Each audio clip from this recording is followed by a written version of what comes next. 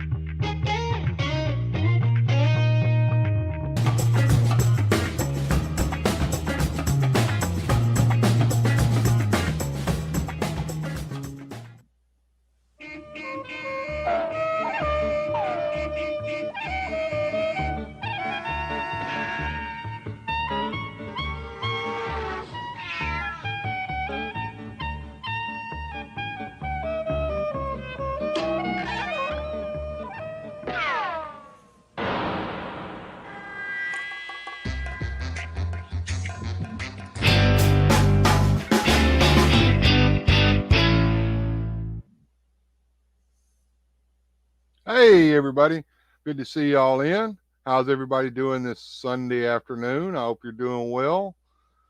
We got Bjorn Jorgensen. If you've made it home, let me know. He's on his way home driving. Michael Purvis is in. Good to see you. Mr. Hootie Dean, good to see you. If anybody else is out there, let me know. Just sound off in the chat so I can see who's here.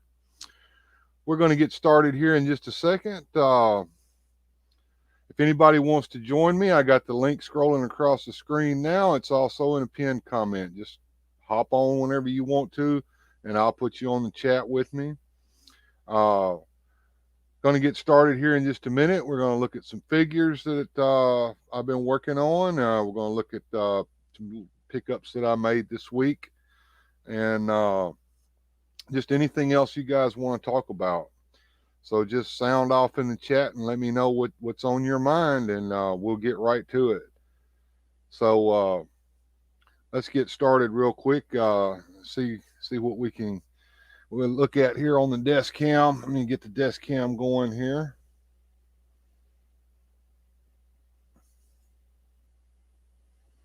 Oh, and now, one. There we go. Let's get the desk cam going. There we go. And add that to the stream. And we'll do it like this. There we go. As you can see, I've got Stridor and Fisto back there. He's been hanging out in the kitchen. I decided to bring him down here and let him join all the fun with the rest of the guys. One of the things that I've been working on this week is I've been working on making my new Savage He-Man. I'm not real satisfied with the way he looks just yet, but we're working on him. I've got a makeshift loincloth on him. That's kind of a proof of concept, basically. What I want to do is get some bare feet and bare ankles for him before I actually really start using him in any videos. I also want to get a wrestling figure just so I can get the plain tights and paint them a flesh color so that they you kind of don't see his belt or anything underneath him. I got him fixed up so that I can switch him out real quick if I need to, so that he can have his harness and everything on. Anyway, that's something I've been working on this week. Went to Walmart with my wife the other day and kind of got a little crazy. Picking up a few things, but one of the things that I did pick up were these little bird guys, these pterodactyls. I think they kind of match the scene, something that can be flying in the background. They're pretty cheap. Got a couple of them here so that they can fly in unison there. If I ever want to add them to a scene so that we can have some dinosaurs flying in the background. And I've got a bunch of this stuff already, but I just can't help myself whenever I see them. And it's Micro Toy Box. And I just love Micro Toy Box. Let me pull some of this stuff out of here and let you look at what's in most of these packs.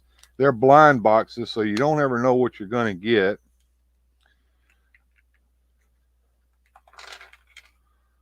Let's see, this one here has a little Barbie doll and a Nerf pistol, Disruptor. We got a Transformer figure, Bumblebee. Candyland game. And one of the little rares that I haven't, this is actually a figure that I've been wanting to get, but it wasn't in any of the ones that I'd gotten before, and that's the Glowworm. That's in the first box. Throw everything back in here real quick. And we'll get the next one opened up here.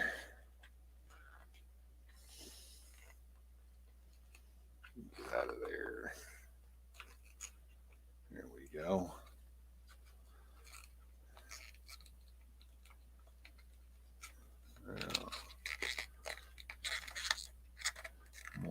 There we go. They all come with a little sticker. Let's see what we got in here. Got another one of those little Barbie dolls. Now I got about 3 of them now, counting what I've got in the other one.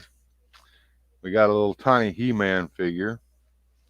And we'll show him next to this figure here so you can see just how big he is. He's just about the right size. Close enough.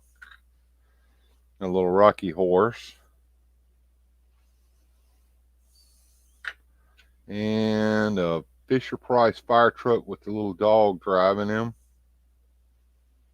You see that? There we go. And they come with a sheet so you can see what all's available. I've got just about all this stuff except for the rally case. I think I'm missing one of the Hot Wheels. And maybe a couple of the Nerf guns. And still don't know what the mystery one is. I think that's the Glowworm, because the Glowworm is the only one you don't see on the list. But anyway, if you guys have picked up any of this kind of stuff, just let me know if you like this kind of stuff.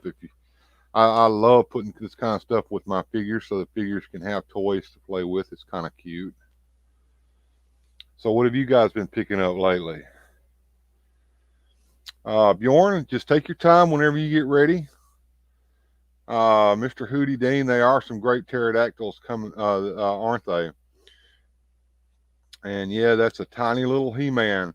I've got another box down here. If I can get it out, I've got a big tin down here that I keep my stuff in. And I've actually got a little Skeletor in this one. I've got him in a little plastic bag along with another He-Man. If you can see him, a little bitty Skeletor. And there's all kinds of just cute little stuff. There's a Light Bright, there's a Rubik's Cube here, Tinker Toys, Lincoln Logs, a couple of Viewmasters. This is the kind of stuff you can get with Micro Toy Box, which is just a wonderful little collection that you can get from a company called Super Impulse. And where I found these at Walmart is generally at the cash register, because they are what's known as a shut me up toy or an impulse buy. At Target, you can generally find these in the adult collector section. It's over behind the electronics. Bjorn says he has a tiny Optimus Prime. I don't know if I've got an Optimus or not, but I think I do have a Starscream down there in the collection. I'd love to have that little tiny Optimus. He's kind of cool looking. And Another thing that I've been working on is if you guys have ever paid any attention to the old first set of mini comics that came out with the vintage He-Man figures, the ones that were basically storybooks that were written by Don Glut and illustrated by the incomparable Alfredo Alcala, you may remember that sometimes Man-at-Arms had a bearskin cape. So I decided, after Warlord had his cape made, I decided that Man-at-Arms needed a cape too. So my Man-at-Arms now has a big bearskin cape that he's wearing now. Isn't that pretty cool? What y'all think about that? I'm thinking about trying to make him some kind of a vehicle. I love that battle chariot that he was riding in. We've seen concept art of it, but it was never ever released. And I think it ended up becoming the back end of the battle ram. But if I can figure out some way of making a battle chariot for Man-at-Arms to ride in, wouldn't it be great for him to be riding in that with that cape billowing out behind him? That'd be kind of cool. And I also did a little painting. I was working on Skeletor this week. And I decided I wanted to make his harness stand out a little bit more. So I painted the front of it with got some bones going there, got some silver going in there. And I picked up something when I was getting some Galaxy Warrior toys. There's a Galaxy Warrior sword that comes with some of the figures that I give to Skeletor, because Skeletor has a sword in the mini comics, but it's called the Energy Blade. And this sword is an almost exact replica of that Energy Blade. So I picked that up this week, and now Skeletor has an Energy Blade. Mr. Hootie Dean says, this week I got a spinner clothes set for my vintage Spinnerella, WWE Eternity Undertaker, and Motu Classics Shokati. Cool. Good to hear, Mr. Hootie Dean. Glad to see you got some pickups this week. So what do you guys think about Skeletor's Energy Blade? Isn't that pretty cool? I wish I'd had this sword back when I started making my stop motion videos. In those, the Castle Grayskull sword was kind of a stand-in for the Energy Blade, but this Energy Blade just looks the part every bit. So who else is in the chat? Sound off so I'll know. It doesn't look like we have too many people here. Gilster37 says, cool blade. And good to see you in, Gilster. Glad to see you. Bjorn, looks like you're here. Let me get you in the chat with us, man. Uh-oh, hey, Bjorn, how's it going? You doing all right, brother? Yeah. How you doing? Doing great, man. Good to see you in, man. I don't know if you had a chance to see, but at the beginning of the show, I was showing off a few things that I picked up at Walmart. I got a couple plastic pterodactyls from over in the cheap toy section that would just look great flying over Castle Grayskull. Yeah. And I got saw your tiny He-Man or whatever. Yeah, impulse buy over at the cash register when I was going out. I saw them down there, and I said, I've got a few of these. Let me get some more. You never know what you're going to get when you open those blind boxes. And here is my tiny Optimus. Oh, that is cool. I love him. Let me get you on full screen so everybody can see it. Check out the tiny Optimus Prime. And what's neat is you can take him out of this. He's got a stand in there, a very tiny stand. Yeah, the He-Man figure actually comes with a shield and a power sword. They're so tiny that as soon as you open the box, you probably lose them. I had the He-Man and the Skeletor at one point, but I traded them away.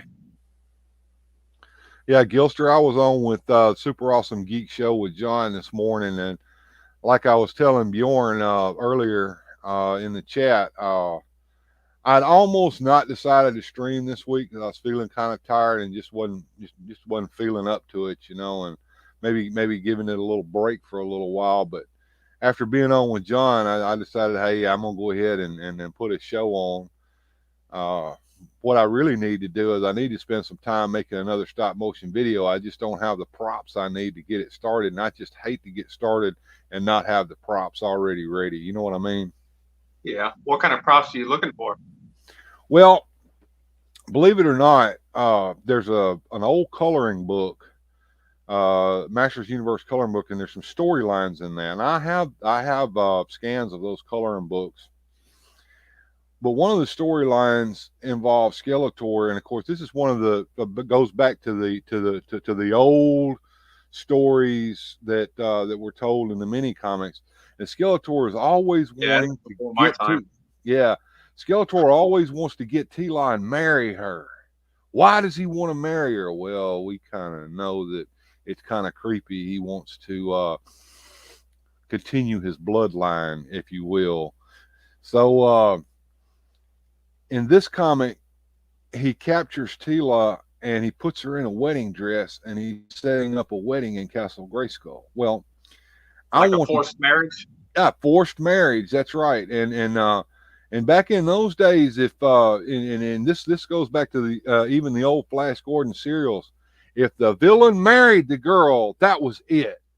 She was the hero could no longer have her as his girlfriend. She was now married. Yeah. So anyway, I wanted to get a 1/12 scale wedding dress so that I could put it on Tila for that storyline. And of course they do make There's people out there. Yeah, they do make such things, and I've been over on the big auction site, and I've seen a few of them available, but the prices are kind of expensive because these things are generally made for old ladies who like to collect little things like that, and they price them for them, not for me. Well, if you find the right Etsy person, you might be able to do it there. Yeah, I just got something on Etsy the other day that was pretty cool. It's Fallout related. Right. Check it out there. I got a bunch of these bottle caps from Fallout.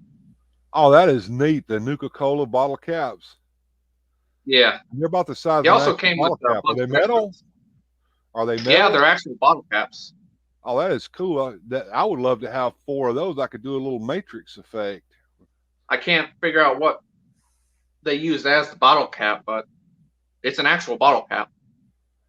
Let's see what Mr. Hootie Dean says. Is there a place where you can find good props all in one place? It is frustrating, sometimes fun going to a million different shops. Well, I'll tell you, if you're just looking for props in general that are 1/12 scale, go to Hobby Lobby and go back there where the doll houses are. You'll find a ton of stuff back there, from furniture. Also, what kind of props are you looking for? Sci-fi props, modern props, Western stuff? Right. Just props in general. That's correct. If you're looking for domestic stuff, that back there, tiny food, tiny plates. I've even got over here, back here where my monster scene stuff is. There's actually little tiny silverware that's just the right size for a 1/12 scale action figure to hold in his hands. So all that stuff's back there. And you just Hobby Lobby is one of the places. And like he said, depending upon what you're wanting, you just kind of run across it somewhere sometimes. Let's see, Black Wash Skeletor and his army with the Keldor 2-pack head looks amazing. Spray paint Fisto's fist silver chrome. I thought about doing that, and I've got the chrome spray paint. The problem is the dry time. And you can't let anything touch it until it's dry. I mean, hard dry. I've chromed some stuff before with chrome spray paint, and you've got to be really, really careful with it that you don't let anything touch it.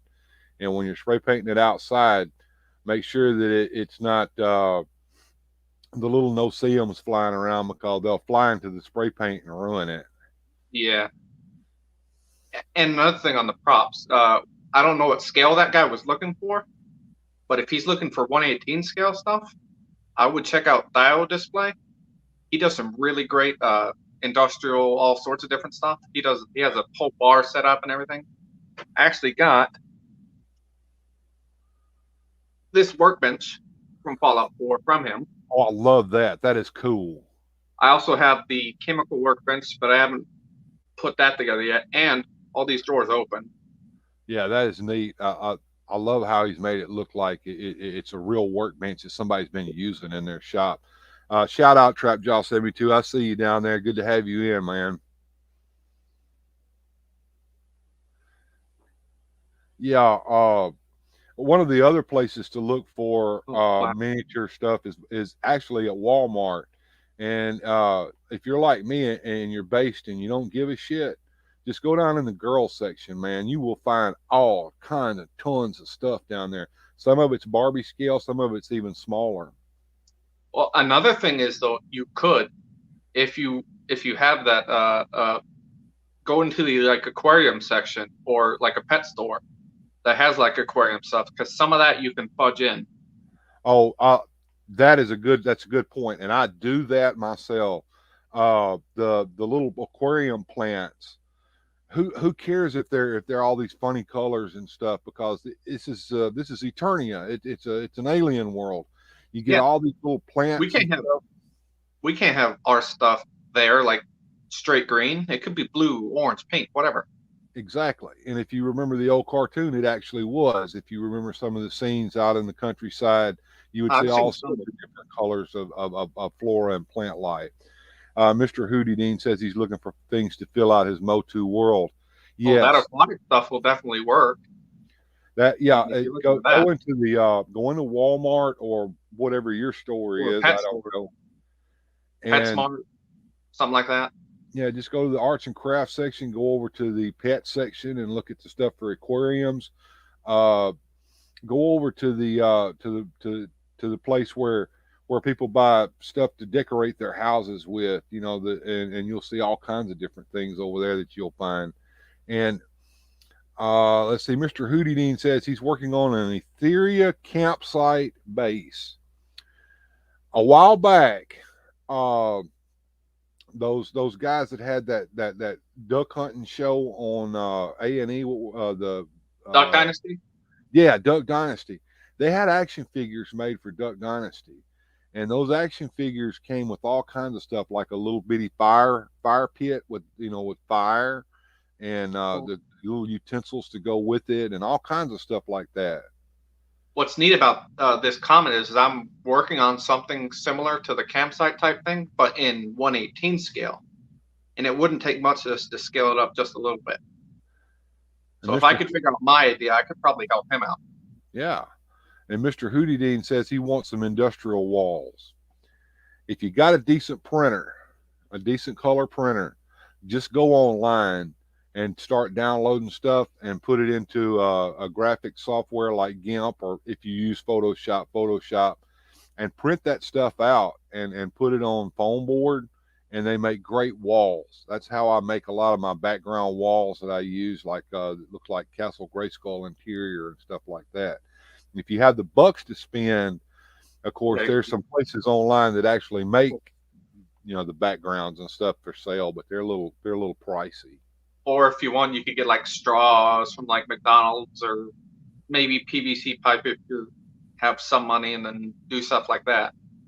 Well, I can tell you, if you want to make some stuff out of the small PVC pipe, go to your local lumber shed or store like that, and actually it's rather inexpensive to buy that kind of stuff.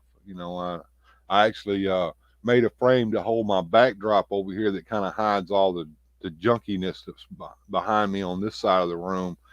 I actually made a frame out of PVC pipe to hang. It's not that hard. You can do all sorts of stuff with that. Oh yeah. Plus, if you get it big enough, it could be like a sewer pipe. Yeah. And Mr. Hootie Dean, the other thing you can find over in the aquarium section are small rocks that people like to line the bottom of there. Those smooth aquarium rocks. Yeah, you can use those in diorama scenes. And glad we could help you out there, Mr. Hootie Dean. If you have any more questions, just ask us. We'll be glad to tell you what we think you can do. And thinking outside the box, you think about, just different things that you might not otherwise think about. And if you have anything to share with us, you just let us know, because we're always on the lookout for the next thing too. Also, don't be afraid to mix toy lines, because that could help you really great. Like, you can get some bigger stuff and put it to the smaller stuff. Speaking of which, this brings up a good point, and it's not something I was intending on covering today, but it just came to my mind. If anybody has been noticing with McFarlane figures lately, that the newer releases, they don't come with their guns. They have released a gun pack, though. I've seen that. That's what I was getting to. McFarlane knows this. So on his toy company side, he's released a gun pack that's in the right scale for all of the figures that he does.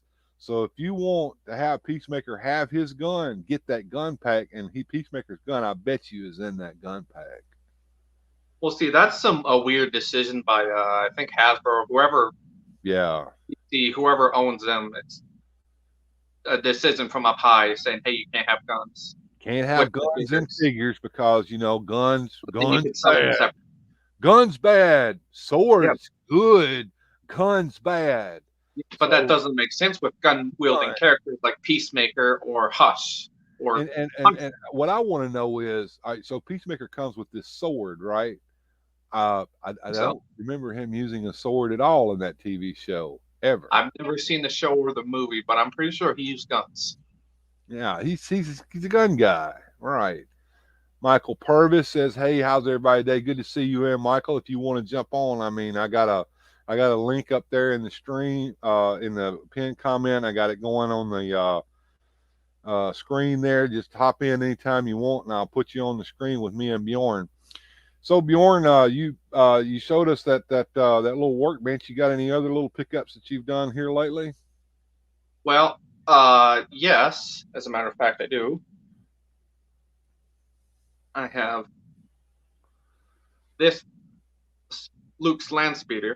Oh, that is cute. It's the second one that they released that came with the cantina. Right. A small cantina set, the first one they did. But I'm looking for the first one, because that was the first set I ever got. Okay. And that set also came with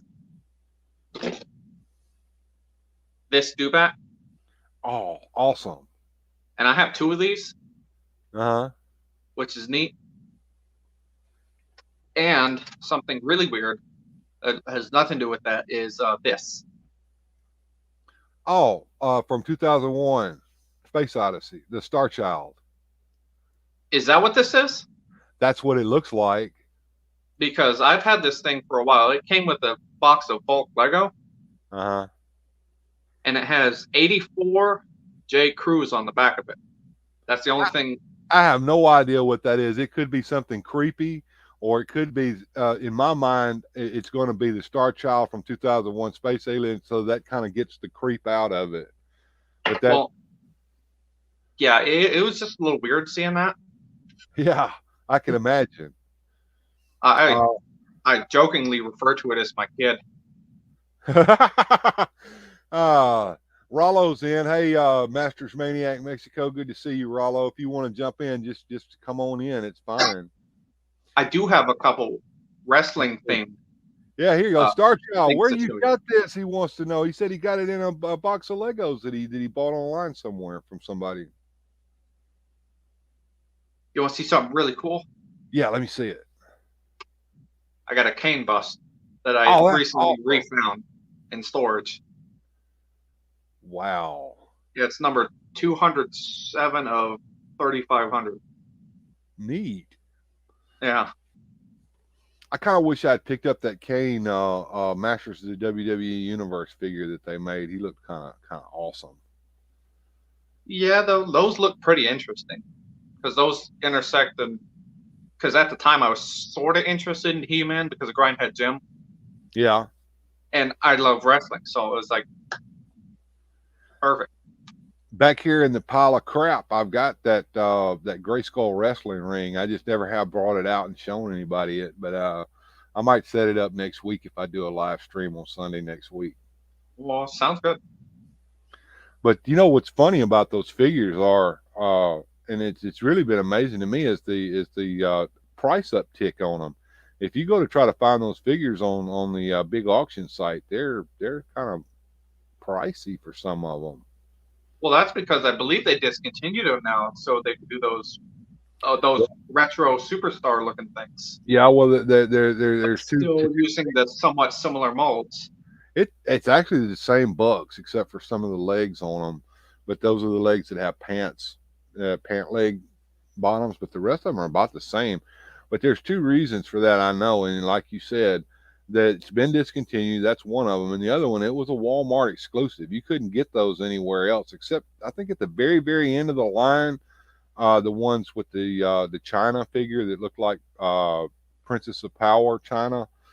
Yeah. Those figures, I think they did come out at Target, and I might have seen. Actually, those were on Big Bad Toy Store, as a matter of fact. that last wave. Yeah, they were. Because I told Brian Head Jim about it because he wanted the China one. Yeah. Let's see. Trapjaw says WWE Turnia Kane is kind of peg warming in my area. Well, see, that's the thing about the distribution. It's spotty all over the board.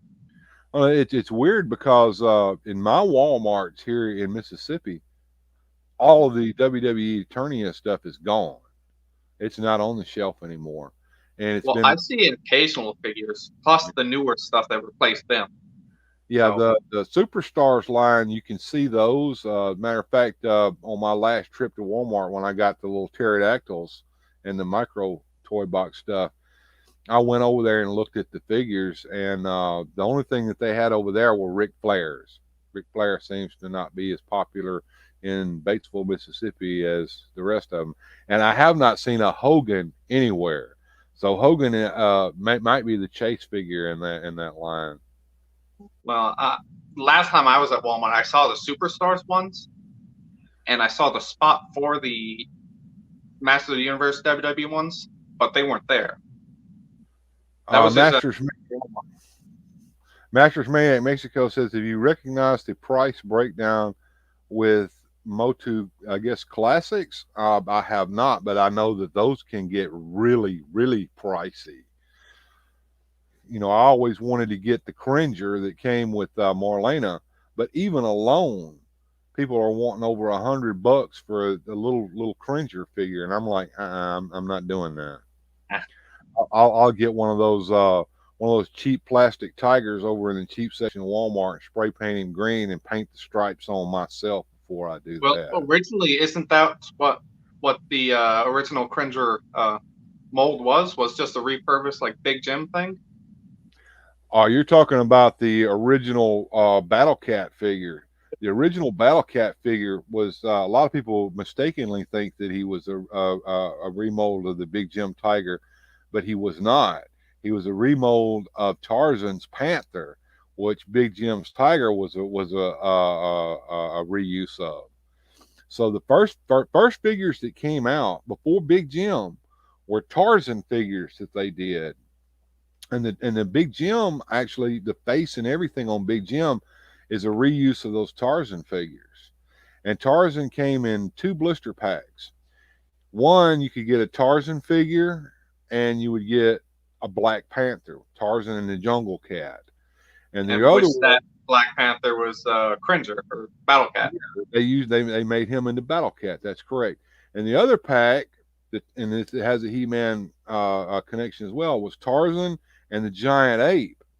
And the Giant Ape that was in that pack was going to be Beastman at first. And then later, if you ever get a chance to look in the Power and Honor Foundation book at some of the promotion, some of the art of the prototypes that they were thinking about making, they were going to make a Giant Ape that He-Man could ride. And they were going to use that one. I love apes and monkeys and gorillas and all that stuff. Masters Man in Mexico says they used to be very pricey, but now you can make a good deal $100. One fella down to 40, and Shadow Weaver that went for around 600 now goes for $100 now. Maybe in Mexico, but the prices on those seem to be pretty steady up here in the States, I think. I haven't been following the prices, so I don't know. Classic. My buddy has a bunch of them at his shop. Yeah, the classic figures was a very popular line at the time it came out, and even today, because the line has been discontinued for several years now, the prices just continue to go up. For example, one of the releases that they made, you could get 3 of them in a pack, were the robots, Skeletor's robots. They were the little robots or something like that. Oh, they were little filmation robots, and they kind of looked like little garbage cans that floated, and they had the little arms with propellers on the end, like they're going to eat you up with the propeller or whatever. And I think my buddy has that one in his shop. Yeah, it came with 3 of them in a pack. That thing goes for insane prices. Let's see, Skeletors. My buddy has an original Man in his shop too. A Man is hard to find, and because he was one of the last releases that ever came out. Last 17. Yeah. Let's see here. I've got a picture of one here that I'm pulling up online. This is from a Filmation cartoon. Let me see if I can put that in. Let's see. Show image in a new tab. And let me share that with you guys.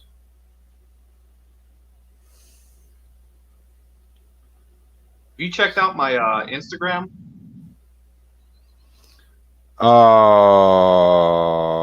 Have not looked at your Instagram, Bjorn. I posted a picture of a cool find that I rediscovered in my pile of crap of a signed Power Rangers picture, promotional picture from the Power Rangers movie. Oh, okay. It wasn't signed by Jason David Frank. It just says the White Ranger. Right. But I'm hoping to eventually find a con close and get him to. Oh, that thing. Yeah. Yeah. I loved those little robots, and they actually showed up. So neat. Yeah. Those robots, actually, the first time they ever showed up was not in He-Man, but in the original Tarzan Lord of the Jungle Filmation cartoon as evil robots that were on a spaceship that landed in Tarzan's jungle. And then they reused the animation for those as Skeletor's robots. You know, I have a feeling that the way to get around the censors is to have robot minions. That's why they could kill them and, not show blood. That's why everyone had robots. Teenage Mutant That's exactly why everybody had robots. Even on the old Flash Gordon Filmation cartoon, they always had those gold robots that would come piling out of the ship, so Flash could sit there and pick them off. But you never saw any people minions coming out because we can't shoot them. Yeah, that was weird. They were the hoverbots. That's correct. They were hoverbots. Wasn't there some kind of weird thing about the Super Friends cartoon violence on that? That was a very 70s thing. That was a very, very 70s thing, and it wasn't just Super Friends.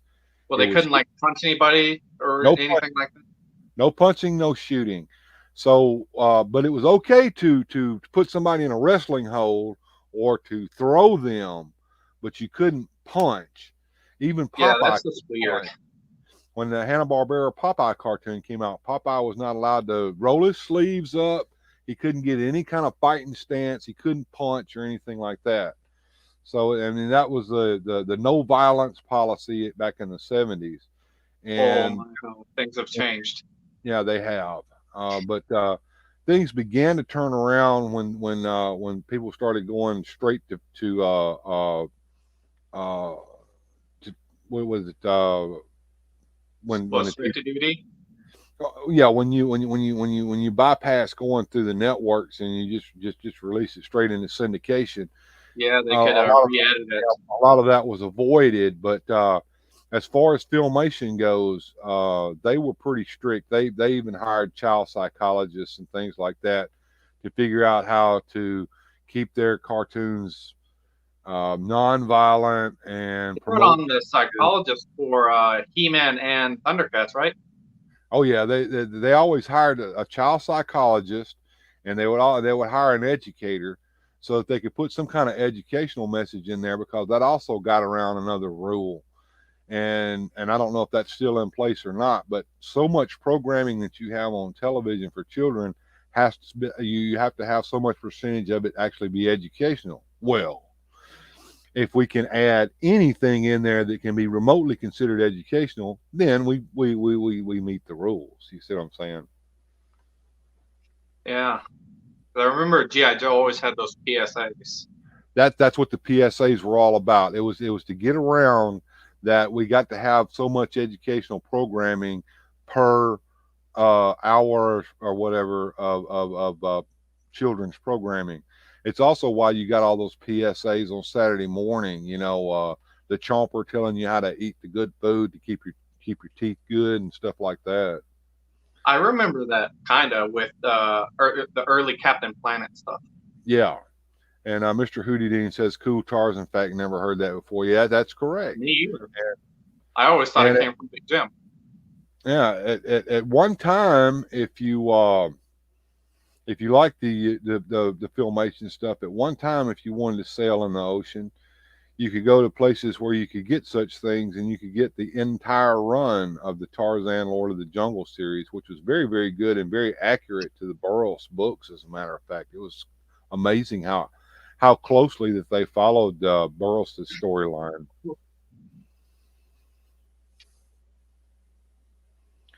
And let's see, we're coming on about 47 minutes.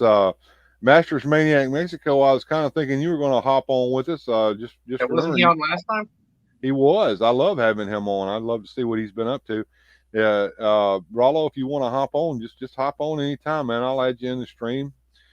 I sent out a couple of invitations. I'm not really expecting anything to come of it, but our buddy that sometimes shows up, Orco 8283, he's got some family issues going on, and I got some stuff of his, some pictures he sent me, and I'd love to show them off, but I'd like to have him on when I show them off, because he can tell us a little more about it.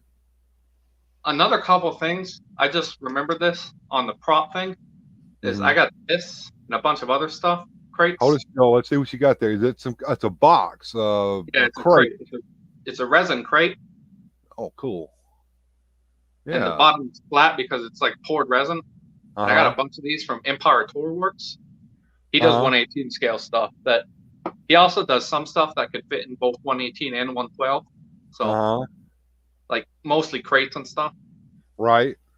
Like I got these other ones too. Oh yeah. Yeah, and stuff like this. And if you're looking for stuff like that, and you don't want to go the route Bjorn has gone, look up Jack Specific Toys wrestling grapple gear. Yeah, some of those have some really good stuff. WWF grapple gear. That stuff is absolutely amazing. And I got into getting the grapple gear back when I was into wrestling figures, and I've got a whole ton of it back over here, but it's in a position where I can't get to it right now without everything falling down. So I'm just going to leave it alone for now. Speaking of wrestling figures, I have this one, which is currently one of my favorites. Jerry the King Lawler. And I have him with this blue WWE title from the Ultimate Warrior because I thought it looked cool on him, even though he never won the title. He never did, but I'll tell you what he did win. Jerry Lawler was big in Memphis wrestling, and I'm in the right area. I know Memphis wrestling history and all that stuff. He was the Southern Heavyweight Champion for years and years and years. That was basically his title. That was his title. That basically was his. Yeah, that was his title, and I think he still owns that the belt that they use for that to this very day. But yes, that was him, and then of course it became the unified Southern title. But that was his big thing. And I've got a Jerry Lawler figure over here with his black ring attire that he wore on Memphis Wrestling back in the day. I actually have a fun fact about the Jerry Lawler thing, and for this comment. Well, as to how you can kill Optimus Prime, he was a robot. Yeah. And of course, we all know he really wasn't killed because he came back to life later because he's a robot. But yeah, you can't animate a fight. You can't have people hitting people, but you can kill robots indiscriminately all day long because they're robots. Well, on the Jerry Lawler fact, I think it was his manager at the time, Sam Bass or something like that. Sam Bass. That was when Jerry Lawler was a bad guy wrestler. He actually got in that big car wreck where he died and those other couple people died. It wasn't on my birthday, like the day I was born, but the day, the month, happened on the same day. It was weird. Yeah. Because I was looking up my birthday because I was bored one day looking up on Wikipedia who I share a birthday with. And on the events of things that happened that day, that what happened, I was like, oh, that's neat. Let me see if I can show something here. I'm gonna try to find a little something that is kind of weird, and I'm going to share it here on the screen in just a second. It's going to take me a second to get it set up, so just hang tight, folks, while I get this up. I want to show this to you guys. Go ahead. Another fun fact, to me at least, is that my brother and sister share a birthday with Arn Anderson. Okay. And what I find hilarious is that my other sister, she shares a birthday with Osama bin Laden. Oh, that's weird. Yeah. Let's see. Let's see if I can find this.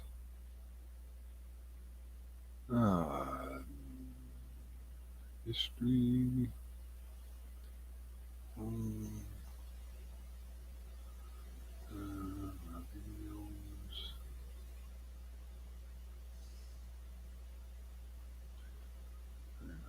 History, maybe. Library. Yeah, I'm hunting something here. It's going to take a second. Just give you a break, guys. Let's see here. No, that's not it. While we're waiting, I'll say that something else that I figured out.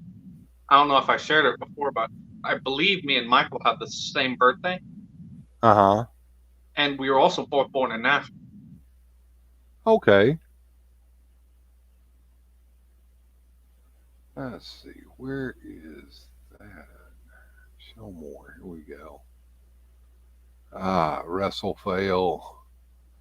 Did I put it on WrestleFail? No. I'm going to have to find it. All right. Batman.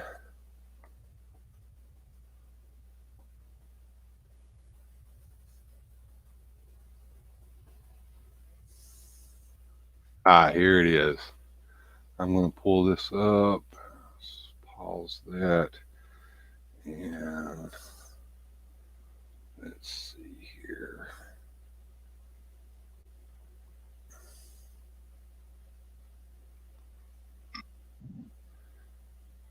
All right. Let's see if I can figure out how to do this.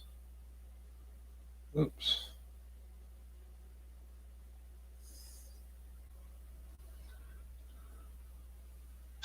Oh yeah, he's a big Superman fan. Can y'all hear that? I can't. Is that Adam West? That is Adam West. Here, let me get this up where we might be able to hear it better. I can somewhat hear it, although my audio is kind of messed up. That's neat. Just wait for it. That's Dave Brown there, isn't it? It is Dave Brown.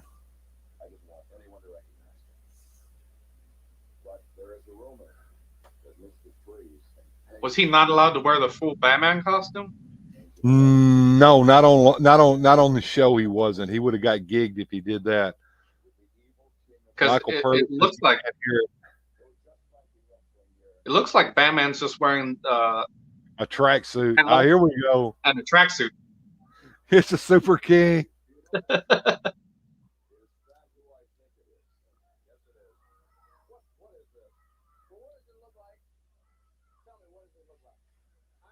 Well, was he going to wrestle Batman? No. Or is this just like a promotional thing? It was a promotion. Batman was doing a car show that week. Adam West was doing a car show as Batman. And Jerry Lawler got him to come on the show. As a matter of fact, if you listen to Adam West in this, Adam West is drunk off of his butt.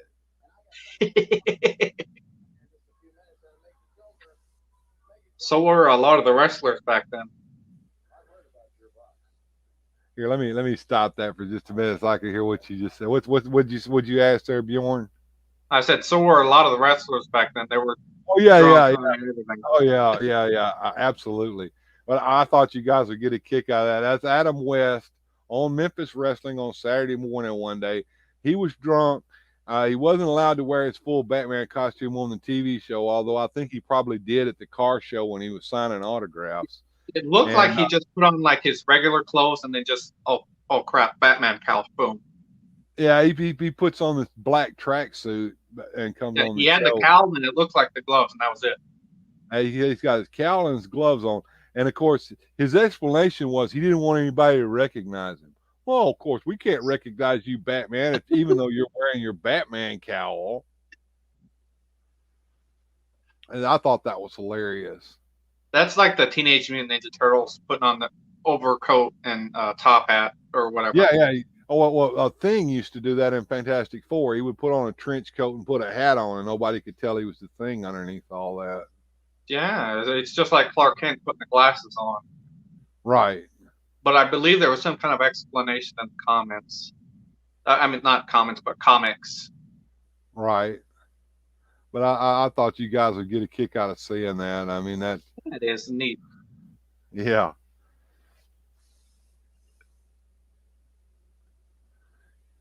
All right, let me get that off of the stop sharing. There we go. All right. So that kind of gets me to my everything I had to show today. If anybody else got anything, let's talk about it while we're getting close to the 1 hour mark here. Have you been getting any of the Final Faction stuff? I have not. As a matter of fact, as far as my collecting goes, I've limited myself to just Origins because of my money issues. So if I'm going to, I've got to save my money to buying just one thing, and so right now I'm doing Origins and getting what I want to get out of that, and saving my money for food and gas. Yeah, I hear you on that. But you got some Final Faction stuff that you want to show off? Show it off, man. I have this. I think it's called the P-131 mech. Uh-huh. Yes? 1 second. Yeah.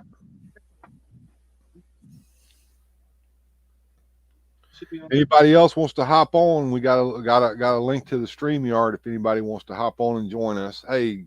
Oh, just 1 second. I'm going to take you on a walk. All right. We're going to take a trip to the kitchen. All right. We're walking through Bjorn's home. I got to find a knife. Uh-oh. Just look at my kitchen window. Oh, dear. It looks like the shade's coming down on one side. Looks kind of like my kitchen.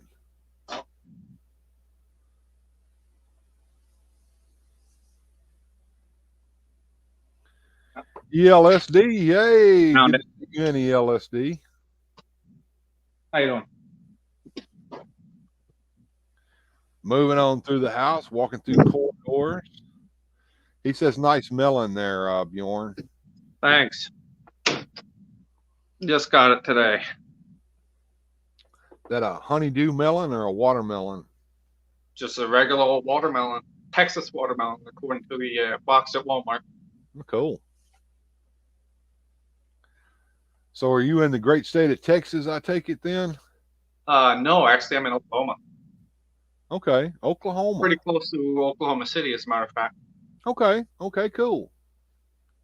I'm about, depending on how fast you drive or who you have driving, Mm-hmm. you can get there in about 30 minutes, 45 minutes. Mm-hmm. Okay. Here is the workbench, though, by the way. The chemical workbench. It I doesn't like have any, that. it doesn't have all the stuff on it yet. Uh-huh. I'm waiting on a replacement part for the sink tap here. Mm-hmm. Then I got to glue on all the other stuff. Mm-hmm. Pretty neat. Yeah, let's see here. Nope, that's not it. Yeah. I don't know how well you can see it, but there's some of the extra stuff. All right. Hoses and stuff. Yeah, okay. Yeah, and there's a first aid box, which actually opens. Oh, I like that. That's pretty cool. And all this is 3D printed, too. 3D printed. Okay. Same as the workbench I showed you earlier, the red one. I don't have a 3D printer, but one of the things that I do is what's called paper craft, and you can find all sorts of stuff that you print it out on cardstock or even just regular paper, and you fold it together and glue it together, and you can make all kinds of stuff. That's the kind of stuff a world made of cardboard. That's his deal. He does that, but he also buys the little books with the punch out stuff that you put together. Yeah, the pop-up books or whatever. I've seen a few of his videos. Yeah, he does that kind of stuff, and that's pretty cool. But as far as that stuff is neat. Yeah, and I've even experimented with making my own paper crafts.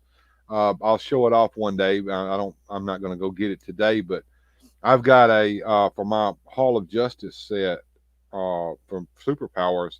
I've got the Trouble Alert. If you remember the old Trouble Alert screen, the big screen that they would look at, I made that out of. Yeah, I think so. I made that out of cardboard and printed it out on the computer, and it's got graphics straight from the cartoon on it. It's all cool. That's pretty cool. But yeah, you can get all sorts of just mundane stuff, believe it or not. I mean, one time, and if you remember on a live stream I did the other day, I showed off that telephone booth playset that. I don't think I saw that one. Yeah, I've got a telephone shop pretty much all day yesterday. A guy made for me, Repro Bubbles. Pat Crawford made this thing on his 3D printer, and I wanted the same one that Grindhead Jim got. Yes, it's the same one that I sent to Grindhead Jim, just like that. And I wanted some extra props to go with it. And one of the things I wanted to have was an old U.S. Post Office mailbox. The little blue ones that you would see on all the street corners back when I was a kid. And so I looked online and I just put in paper craft mailbox, and boom, it popped up. And all I had to do was print it out in the right scale for Superpowers. Well, if you got the right printer and the right ink and everything, you could make a pretty detailed good one, because that's what some of the movies do sometimes. Right. They just print the thing on whatever, and then they put it in the background and it looks 3D. Michael Purvis asks, what do you guys recommend I do for keeping my Superpowers figures to stop falling over? Well, you got two choices. You can either put them on little stands with the peg holes in their feet. If you want to avoid that, here's the secret right here. Blue tack. It's not. It's Magician's Wax. Magician's Wax? Magician's Wax. Where do you get it from? You can get it in any magic supply store, and the one I get it from is online called Penguin Magic. Once you buy, you have to explain it to me. Once you buy a block of this stuff, you never have to buy another one because this is enough to last a lifetime. And you just get just a tiny bit. I've got just a little bit underneath my thumbnail here. You work it on your fingers like that until it gets good and soft. Kind of like Play-Doh type thing. It's wax. It's actually just it's pure wax. They used to make this stuff out of actual beeswax, but it's some kind of Paraffin wax. yeah. You just pop it on the bottom of their feet like that right there. You can see that. And then when let's switch over to the desk cam here, and I'll show you. So it works similar to Blue Tack. It's similar to Blue Tack, but the stuff. But you don't need as much of it, and it lasts long. It lasts forever. It's like museum wax. But anyway, once you pop it down there, he ain't going nowhere. He's popped down. He is there for forever and ever. He ain't going anywhere. Man, it looks like you super glued him there. But then you can just lift him up like nothing. Lift him up like nothing, and when you get ready, sort of like a magnet. Whenever you get ready to take it off, you just take your finger and do like that right there, and it comes right off. It's gone. No leftover residue or anything. No. And then once you get through with it, you put it back on the block. That's why the stuff lasts forever. I'm gonna have to give me some of that. Yeah, it's called magician's wax. And like I said, there's a place called Penguin Magic online. Just look up magician's wax. The stuff is cheap. And it usually comes in a little box like this right here. And once you get a box of this stuff, you never need any more. And what is it actually used for? Well, I can't really go into a whole lot of detail, but it's one of the biggest secrets of magic. Magic. That's what it's used for. It's used for several different magic tricks. Let's just say that. Yeah. Magic tricks. Mm-hmm. I don't know if you knew this or not, but I am an amateur magician, so I know a little bit. As a matter of fact, behind me here underneath the Shogun Warriors is my complete tarbell collection. And if you want to become a magician, you start reading tarbell, and by the time you get to the end of that, you can go on your own show. I've been interested in magic, some like close-up magic stuff, some like card tricks, sleight of hand type stuff. Close up and card of hand. If once you learn sleight of hand, you don't need to buy anything, because now you can do magic straight out of your pockets whenever you want to.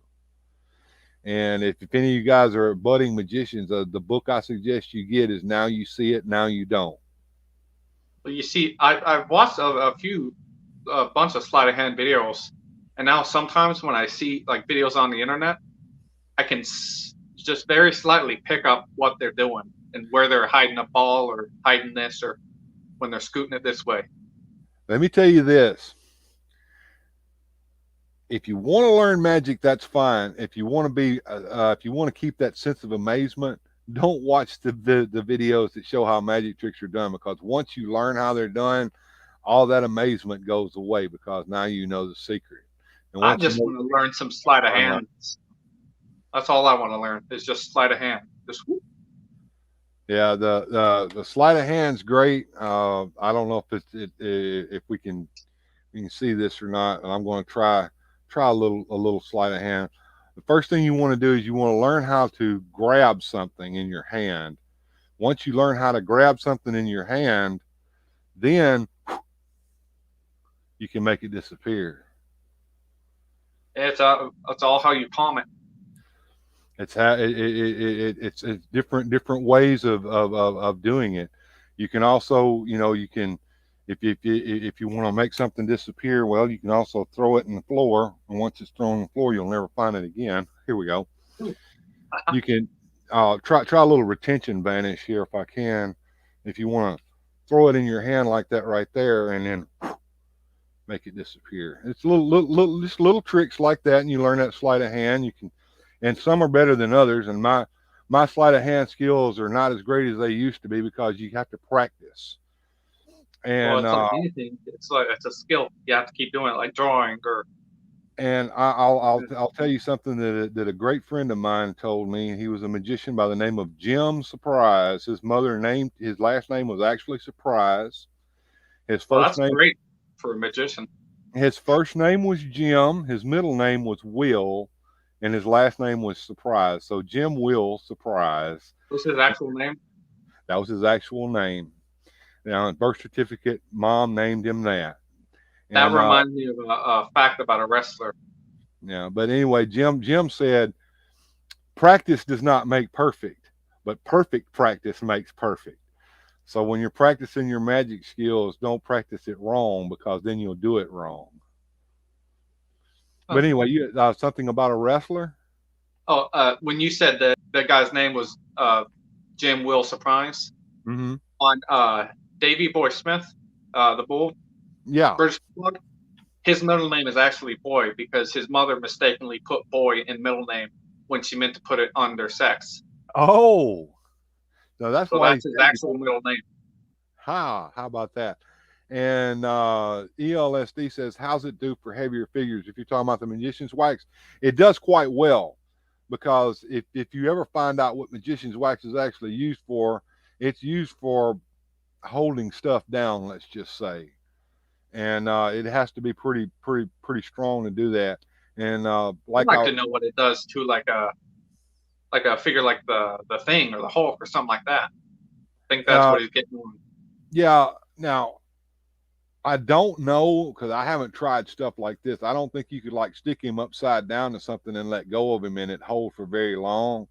But as far as keeping him steady on a table, that stuff works great. As a matter of fact, that's kind of what I use when I have a diorama scene, like over here with my monster scenes, to hold the figures down to the table, so that when I'm walking through the room, if I accidentally bump the shelf, I don't make all of my figures fall over. They're all have a little dot of Magician's Wax on the bottom of their feet, kind of holding them onto the scene there, so they don't fall That's over. something similar that they did in Back to the Future Part 2 or 3, I believe, when they had Marty play the three different characters. They had mostly everything in the background glued down, so nothing got moved, so he could play each individual part. Right, and that's what I'm using Magician's Wax for. And there's another product, and I don't know where to buy this, but I know where to get the Magician's Wax. It's called Museum Wax, and it's what museums use when they're making a museum display, to hold things down in that display so that it doesn't fall over or whatever. And you can use, it's the same idea. It's just some waxy material that's kind of invisible because it's clear, and it kind of holds things in place. He says, I have several heavy figures. My Legacy Megazord is die cast on the top, but light plastic legs, so he tends to fall over. The Magician's Wax may be able to stabilize him so that he doesn't fall over like that. Now, if he's really top heavy, I don't know. There's only so much you can do. I would recommend maybe moving him to like a lower shelf. Yeah. If possible. Or finding something to place behind him strategically to prop him up.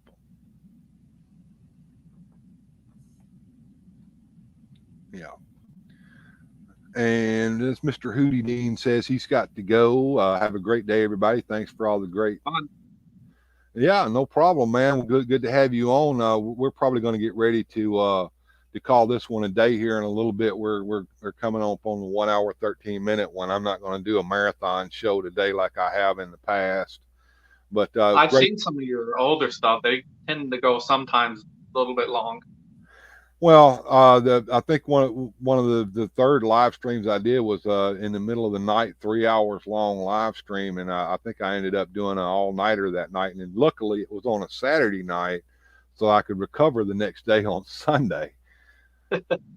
Some Grindhead Gym live streams tend to go a little long too. Have you noticed Grindhead Jim's new format? I kind of like the way he's doing that. It kind of makes things. Oh, I love it. He's got the whole little news segment and Q&A and all that stuff. Michael Purvis just bought him some Magician's Wax. Good deal, man. Tell me how it goes when you get it, man. That stuff's great. How much did you pay for it, Michael, if you don't mind me asking? I haven't bought Magician's Wax in years. Because like I said, that little box of Magician's Wax that I've got right there, I've had for over 10 years. Bless you. Thank you.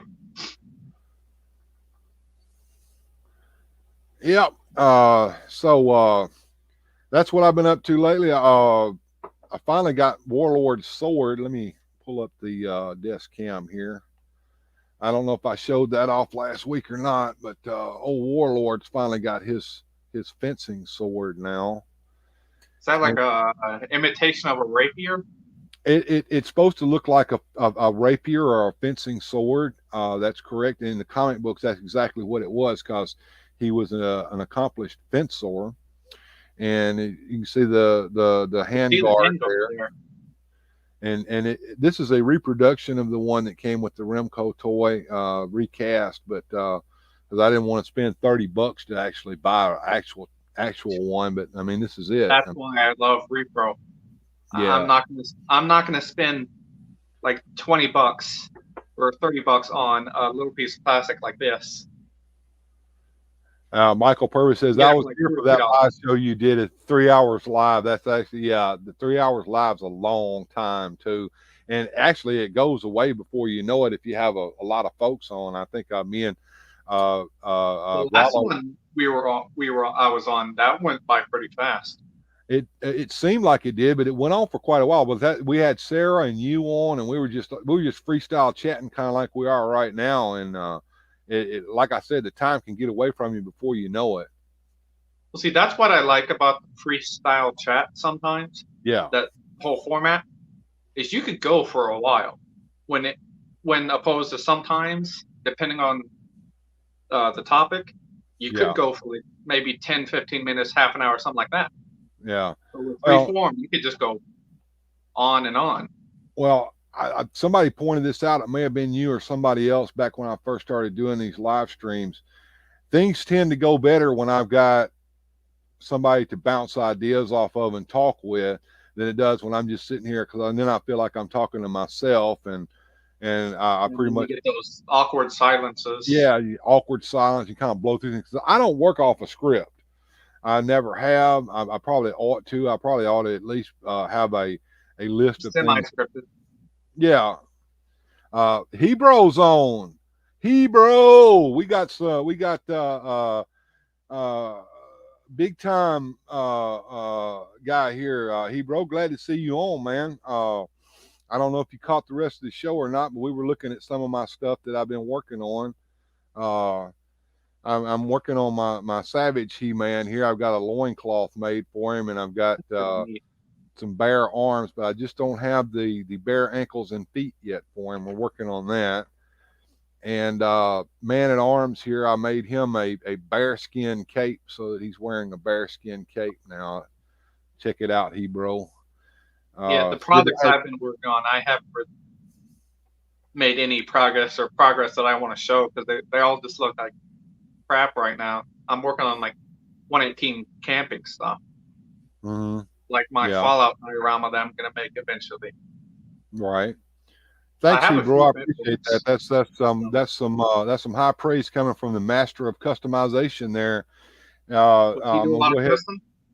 I'm gonna shout out Hebro. Everybody go and subscribe to Todd's channel, Hebro, where Hebro's Innovations. He does live streams all the time, and he does all kinds of customs, and he shows you how to repair He-Man figures. If you got some broken leg bands and you can't figure out how to fix them, he'll show you 2 or 3 ways how to do it. Yeah, he's been around a while, and he knows a lot. So you guys go over and like and subscribe to Hebro and give him some love, because and if you're getting sleepy one night, sometimes he has story time with Hebro, where he reads an old He-Man story to you right out of the book. It's great, and he acts it out with his figures on the table as well.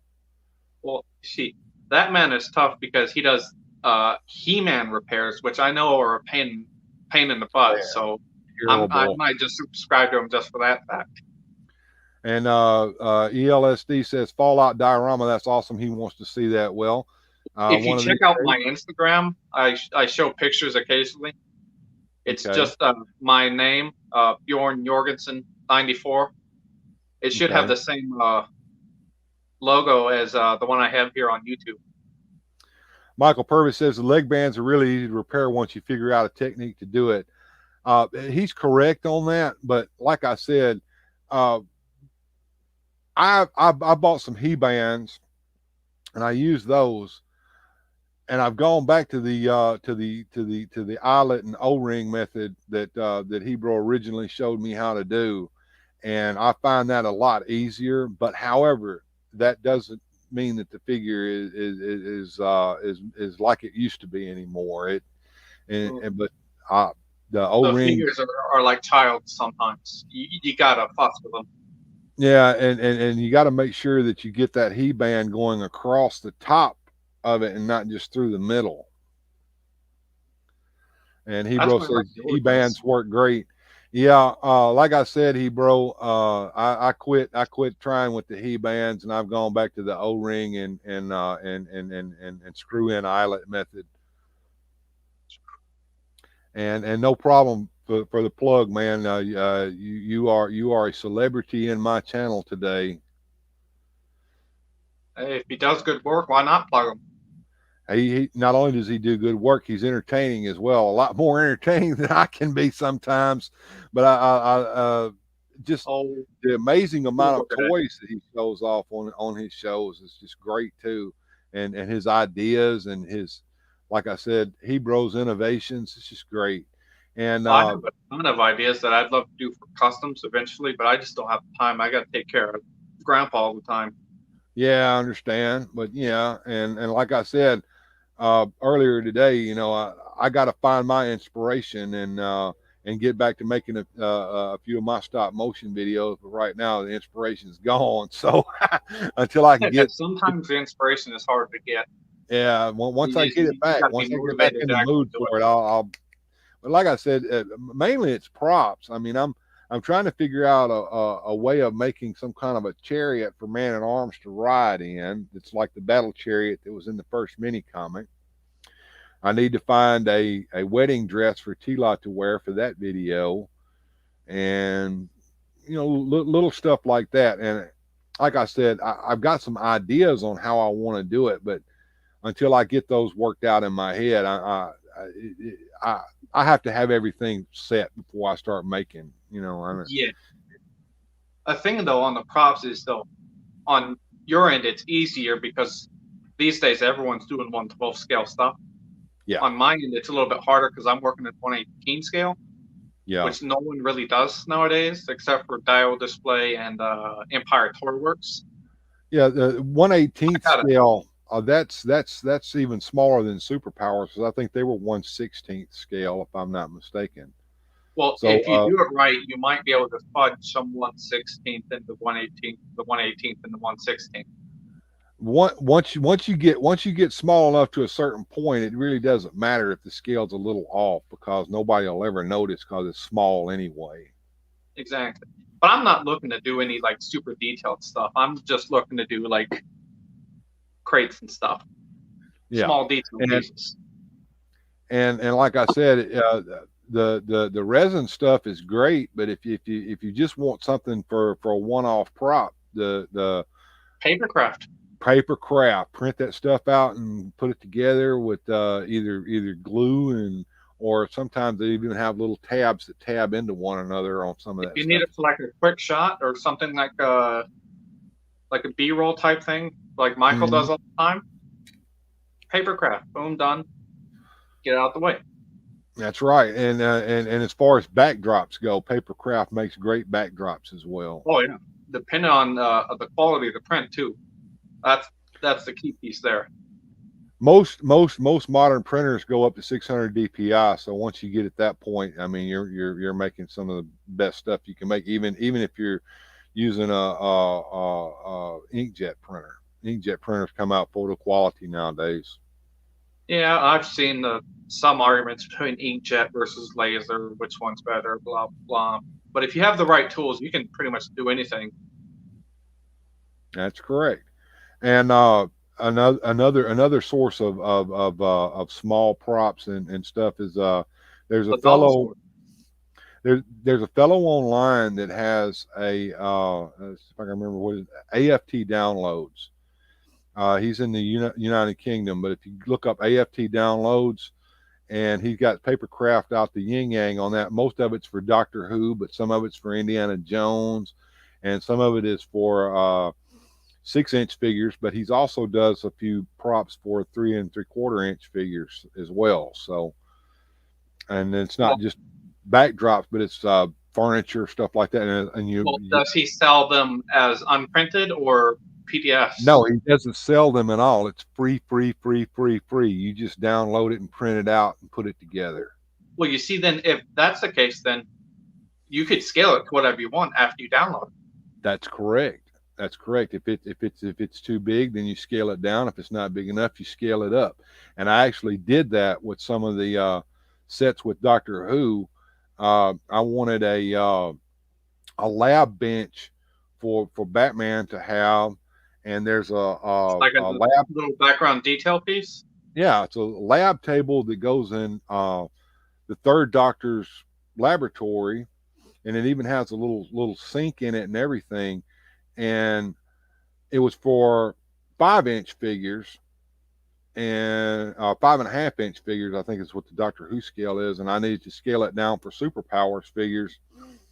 And I just scaled it down a little bit, printed out, and now Batman has a lab table to work on in his Batcave, and just get some, yeah, and you just glue it together after you print it out on some cardstock paper. Plus, another thing is some of the other scales, like they say it's 110 scale, or like 112 scale, 118 scale. Then they pack it with like the 112 or 118 scale figures. Sometimes it's not even in scale with the figure. Yeah. So you could put it something else. That's correct. Sergeant Slaughterhouse says, "Hey, y'all, good to see you in, Sergeant Slaughter. Glad you could drop by." Talking about printouts, let me reach over here and see if I can get something without making everything fall. Very carefully. Very carefully. Here it is, and I'll use Luke Skywalker. All right.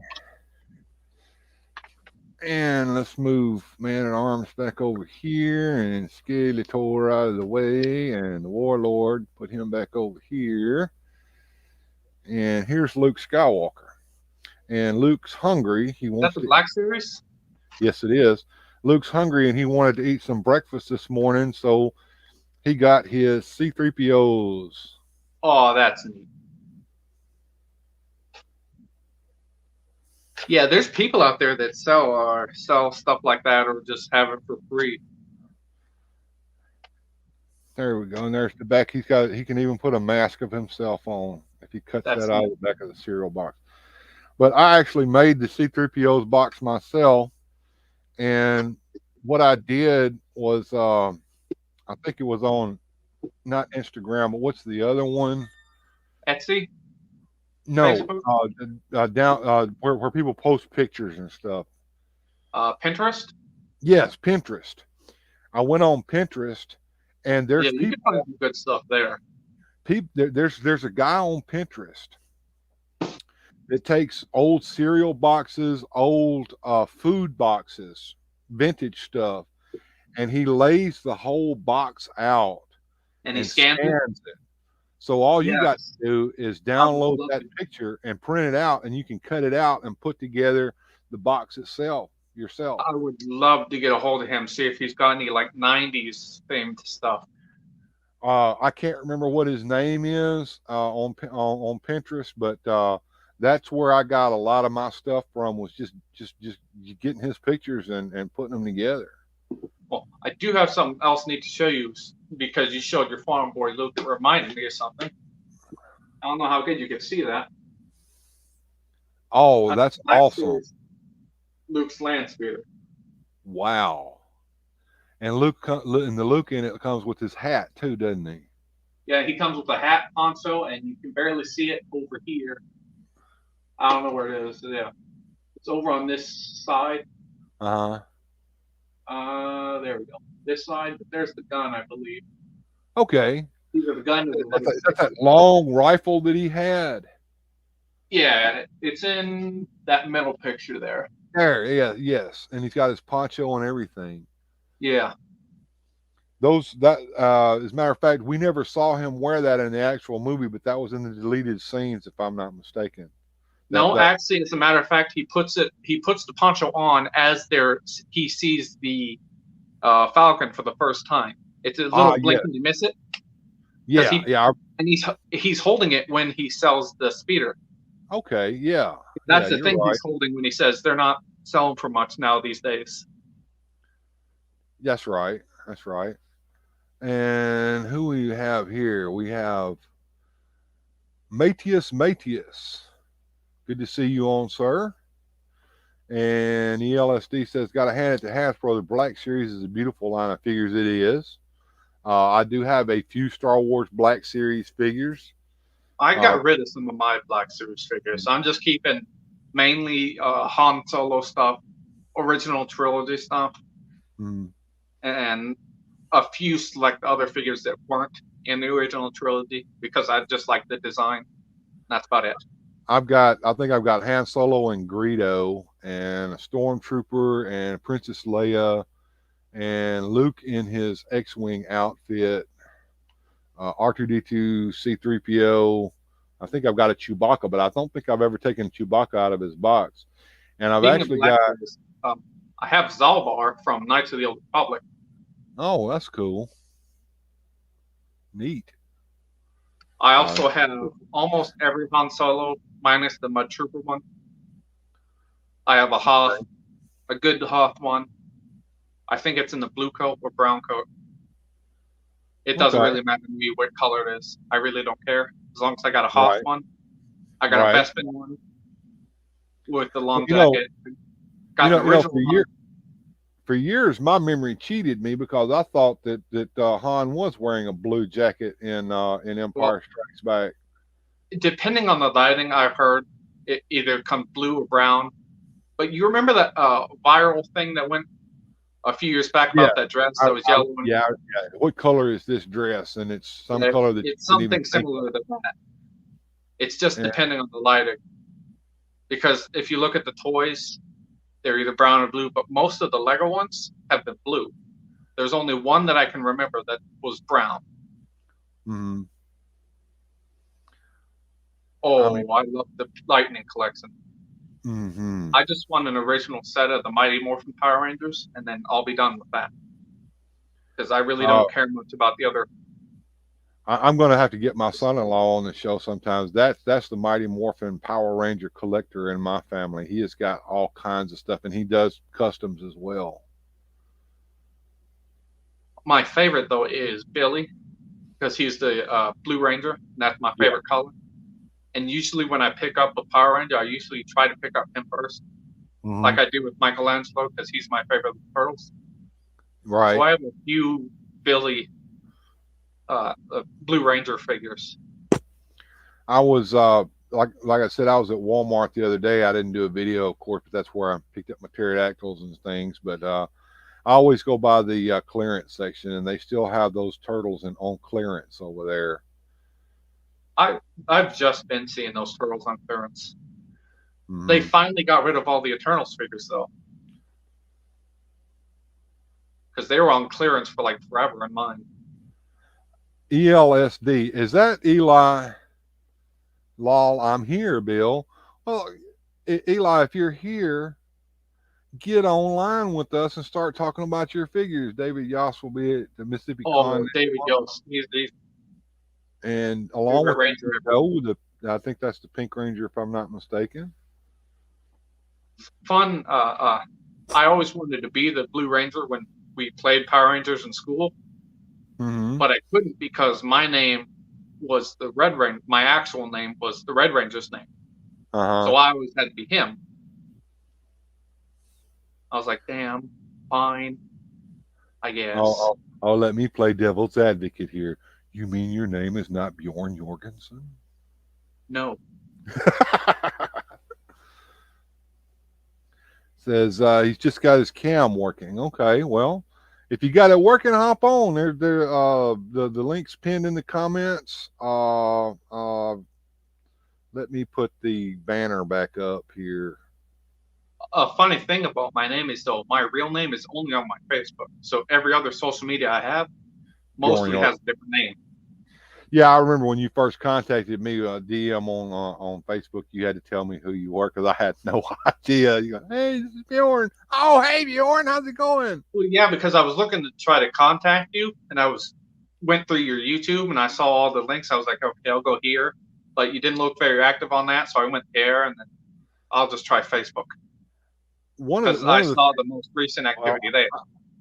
I have to admit, when it comes to contacting me, I'm easy to contact. However, I'm a bit of an asshole about it because there are ways to contact me, and they're sprinkled throughout my presence online. And I don't really just come out and tell people how to contact me, because if you're smart enough to contact me, then I think you're smart enough for me to chat with. But if you can't figure out how to contact me, I'm not going to give you any help. See, my thing is, if you know how to contact me, or if you know me, you'll contact me. You'll find a way. That's correct.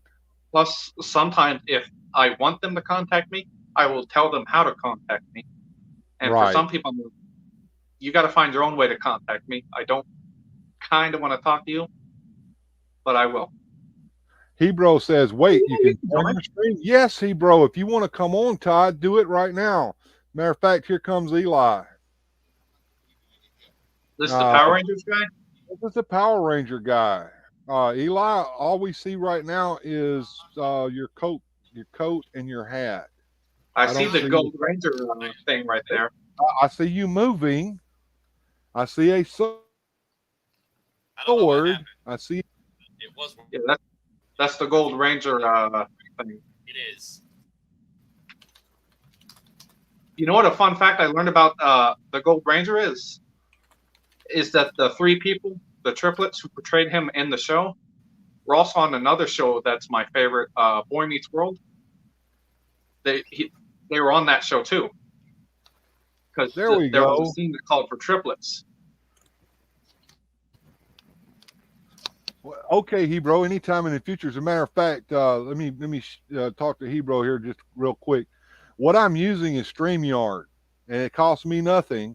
And StreamYard allows you to add guests, which is also how I'm actually have my desk cam going here, which is going on low battery, which means I'm going to have to do something real quick, and I'm hoping it's not going to make a bunch of noise when I do.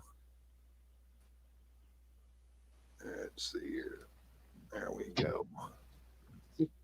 What is this? What's this button? There we go. Hey, Eli, good to see you there. Yeah, that's cool, Hebro.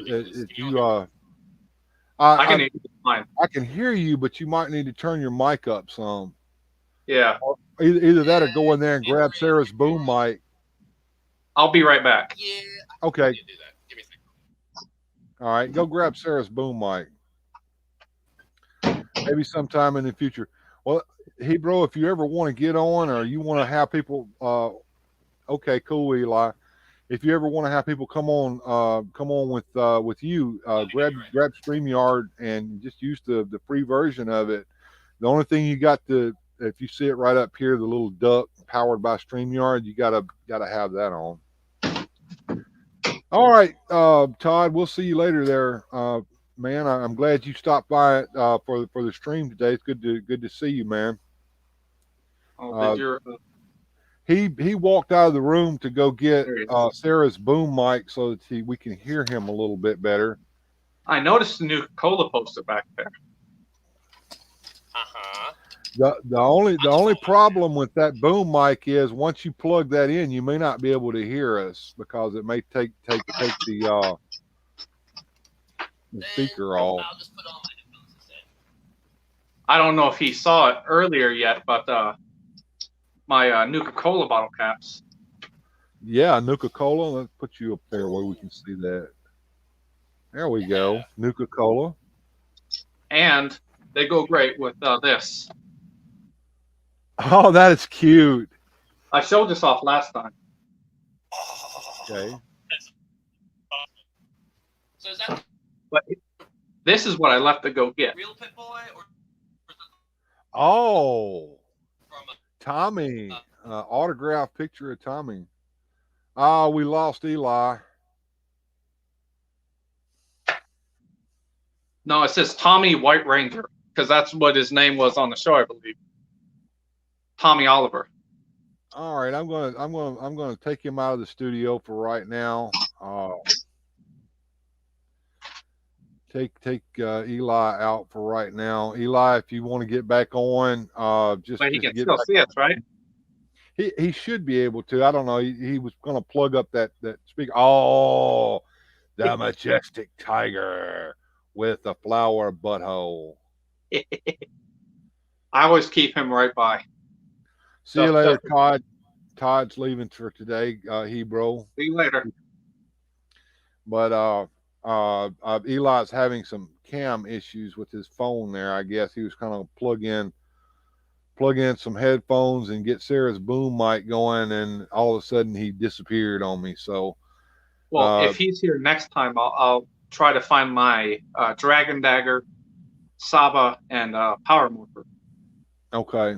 But Eli, if you can hear us, all you got to do is go back to the StreamYard link and pull it back up on your phone. I'll put you right back in the chat. But Matter of fact,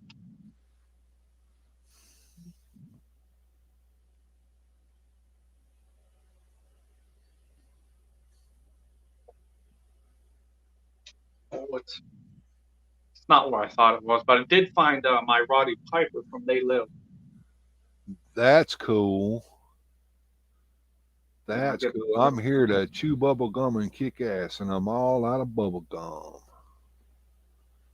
Yeah, that was part of the line of Hollywood elites they're doing based off the wrestlers who appeared in like different movies and stuff.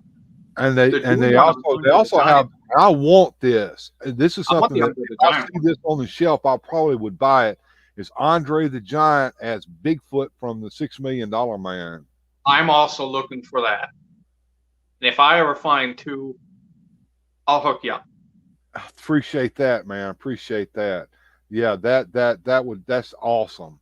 Now the side note talking about Bigfoot, the big Bigfoot action figure that they did with the $6 Million Man original action figure line was based off of Ted Cassidy, who played him later on the $6 Million Man TV show. But Andre the Giant played him in the original Bigfoot episode. Well, back in the day, you weren't a big deal unless you fought Dracula or Bigfoot or something like that. Well, that's Once true you fought too. them, you were it. That's true. That's true. Like everyone Well- had to meet Frankenstein or this or that. Well, that's true, and even back in the day, I mean, I think Abbott and Costello met Frankenstein. Yeah. That Back was in- probably a Hanna-Barbera thing. Dude, Scooby-Doo movies had a lot of that stuff on it. If you remember the Scooby-Doo movie. Scooby-Doo met Batman, Don Knotts, Yeah. every major celebrity that you could think of in the 60s, Sure did. 70s. They met him. That's right. Also, I forgot to show this, but this is what the Pip-Boy came in. Oh, cool. An actual case and everything. That is neat. And you push these two black things. And it opens up just like a case would. Comes with this cool stand, too. Oh, neato. It has all like the technical specifics on it and stuff. Nice. And I was looking into getting some 3D printed like hollow tapes and stuff that I could just randomly put in there as like a display type thing, which I thought would be neat. That's pretty cool there, Bjorn. Yeah, I got a lot of neat stuff like this. Oh, Annie. Since I was a kid. Is that This a is cup? something- Drinking Yes. cup? Yeah, cool. somebody I think might have been on John's show earlier today. Somebody was showing off they went no, it was Geek Strong. I think went to GameStop and found the retro Anakin figure. So, Back in the day, when episode 1 came out and they were doing all the promotional stuff, you remember that you could probably get like the toppers for like bottles and stuff. yeah, I remember Like those. kind of like nowadays you got the kids water bottles in the gas station with characters on top, something like that. I have a Darth Maul from that somewhere. Oh, that's cool. Well, Eli, you got it working? Hop back on into the green room, and I'll put you back in the chat on the show, man. So we'll stick around for a little while. We're now at an hour 45 minutes, and we're going to see if my son-in-law Eli will hop back on again. Here he is. All right. Right. There you go. Can you hear All me? right. Can you see me? Yeah. We good? Yeah. Can you hear us? Awesome. We hear you. All right. Cool. Good deal. All right. Yeah, I was a little screwing around because I kept trying to link to the microphone built into the camera and not wanting to use my headphones. Yeah, there you go. I have that same poster. I love that thing. Yeah. Oh, I know, right? The poster back here? Oh, yeah. No. All right, let me scroll over. And you're frozen. Looks I like can I hear froze. Yeah, you look frozen there, bud. I can What hear the you, though. heck? I know he's frozen, but this came with my bottle caps that I got, the extra thing. Very nice. Yeah, I have no idea what the hell's going on my camera now. That's just awesome. Just be still for a minute, and maybe it'll catch up with you. You're back on. Are you there, It also Eli? comes with, like a personalized, I'm like here, letter but for thing. some reason. All right, he's gone. Try it again, Eli. Yeah, we'll wait on you. All right, I'm gonna take that out of there, and we'll just keep on going there. Bjorn, you were showing us off some of the cool stuff that you have. Yeah, with the freebies that I didn't think he would put in because I just ordered the bottle caps. Mm-hmm. He got this stuff. That's from Oh. Fallout 4. Okay, That's the Silver Shroud calling card. that's whose calling card? The Silver Shroud. He's an in-universe superhero, kind of like He the looks like Phantom. a shadow. He looks like a shadow. Yeah, that's what he basically is in the Fallout universe. Mm-hmm. Because in the game, you have to go on a quest to a comic book shop to find his outfit, and he's basically the Phantom. And then there was this thing. You can barely read the writing, but this is also from Fallout 4. Okay. This is an in-universe's serial killer's letter. For those of us who aren't fans of Fallout, tell us a little bit about what Fallout is. It's a video game, and that's probably as much as I know. Well, Fallout is a retro futuristic type video game because their aesthetic is like the 40s and 50s. Mm-hmm. Because according to the Fallout universe, their timeline and our timeline, right around the 40s and 50s, Mm-hmm. that's where it splits. Because up until like the 40s and 50s in the Fallout timeline, everything that happened there also happened in real life. Mm-hmm. But it's this awesome retro futuristic wasteland video game because nuclear war happened in like 2077. Okay. Everyone's shooting nukes everywhere, and then it's obliterated. So you got a post-apocalyptic world that has a 1940s flavor to it. Yeah, that's what really drawn me to it because I like the style of some of the stuff. Mm-hmm. And for the longest time, I didn't play it, or because I wasn't into like that whole aesthetic. And then one day I saw some stuff for the new game because my friend was pestering me. He's like, "Hey, you gotta check this out." I was like, "Fine," because he kept bothering me. And I got Fallout 3 before I got Fallout 4. And then I played New Vegas, which is the best one. Because that one's set on the West Coast, East Coast, almost. Okay. set in Nevada, around Vegas. Okay. So, how many of these video games have been released so far? What version are they on now? Well, the main line, they have 1, 2, 3, 4, and then 76, which is the newest one, which isn't all that great because it's an online only thing. Screwing with this damn thing. And then they have New Vegas, and then some Oh. other ones Welcome that back, they have. Eli. Sorry about that. My camera's got like a short in it or something. If I bump my monitor a little bit, it just keeps dropping off, and that's why it freaked out when I try to reach over here. You're using the computer cam, I take it. Yes, I'm on my desktop. So. I thought you were on your phone. Okay, so okay. No, because my phone is just it's like shattered all to hell, right? Right across the That's camera. what my phone looks like right now.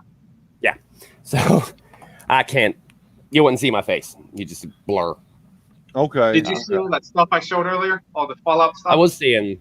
Yes. I see you're educating Bill here a little bit on Fallout. Have you tried 76 at all? I have played it, but due to my crappy internet, I haven't really played all of that much. That's Nuka nice. World, one ticket. One ticket to Nuka Yeah, World. that was part of the freebies that the guy put in. Well, what I really also enjoy kinda about 76 is I'm born and raised West Virginian. So 76 takes place in West Virginia. Country roads being our theme. But I thought it was really That's cool. what Like I was they able to used to find a lot of locations that I've been to and grew up around, like Seneca Rocks, the area of Wongo, which is where my mother lived with her husband for several years, and we used to hike the mountain all the time. It was really wild to be playing the game and running around in there with some friends online, and then go like, I've been there. I've been to that I rock. recognize it. I know where that place is at. This is not at all what Grafton looks like. You made Charles they way gotta too shoot- small. They got to shrink everything down.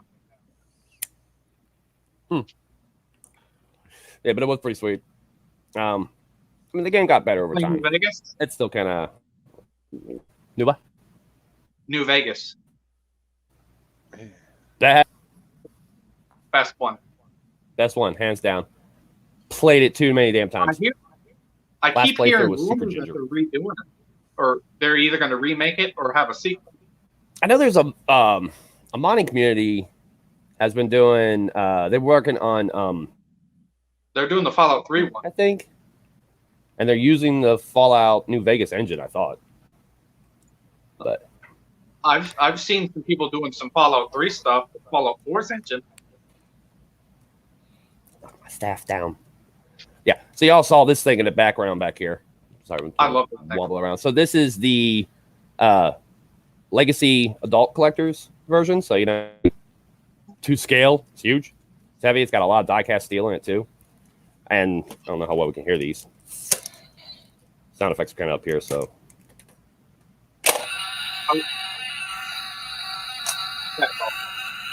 It's pretty sweet. It'll play the Gold Rangers theme song. Mm-hmm. Now this I part's wish like I kind had of loose that, plastic, which I don't Saba really. and Dragon Dagger. I have. Oh, I should go get my Dragon Dagger. So I got my Dragon Dagger signed by Jason David Frank a few years ago.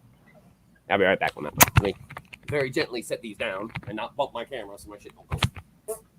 All right. While that's going on, I'm gonna play a little something for everybody that I started to play earlier today. It didn't really mean for it to Is play. it the Jerry Lawler thing?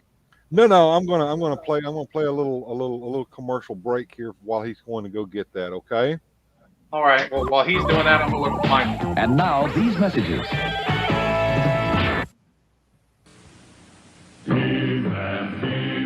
Who's the big guy with the muscles? He's He-Man, the most powerful man in the universe. Skeletor is his enemy.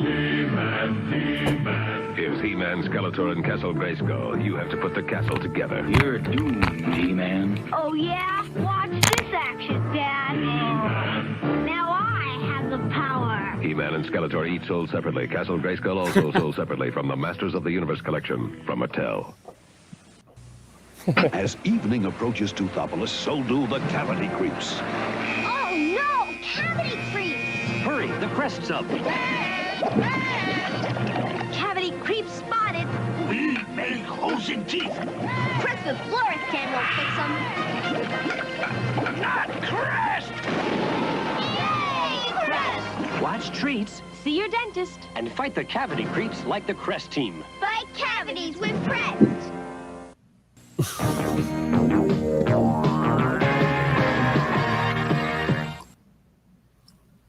All right, we're back now. Had to run away. All right, so this would be the adult Legacy Dragon Dagger. Is that the original? Original, very nice. I don't have an original. I want to get an original, but It is broken on this side.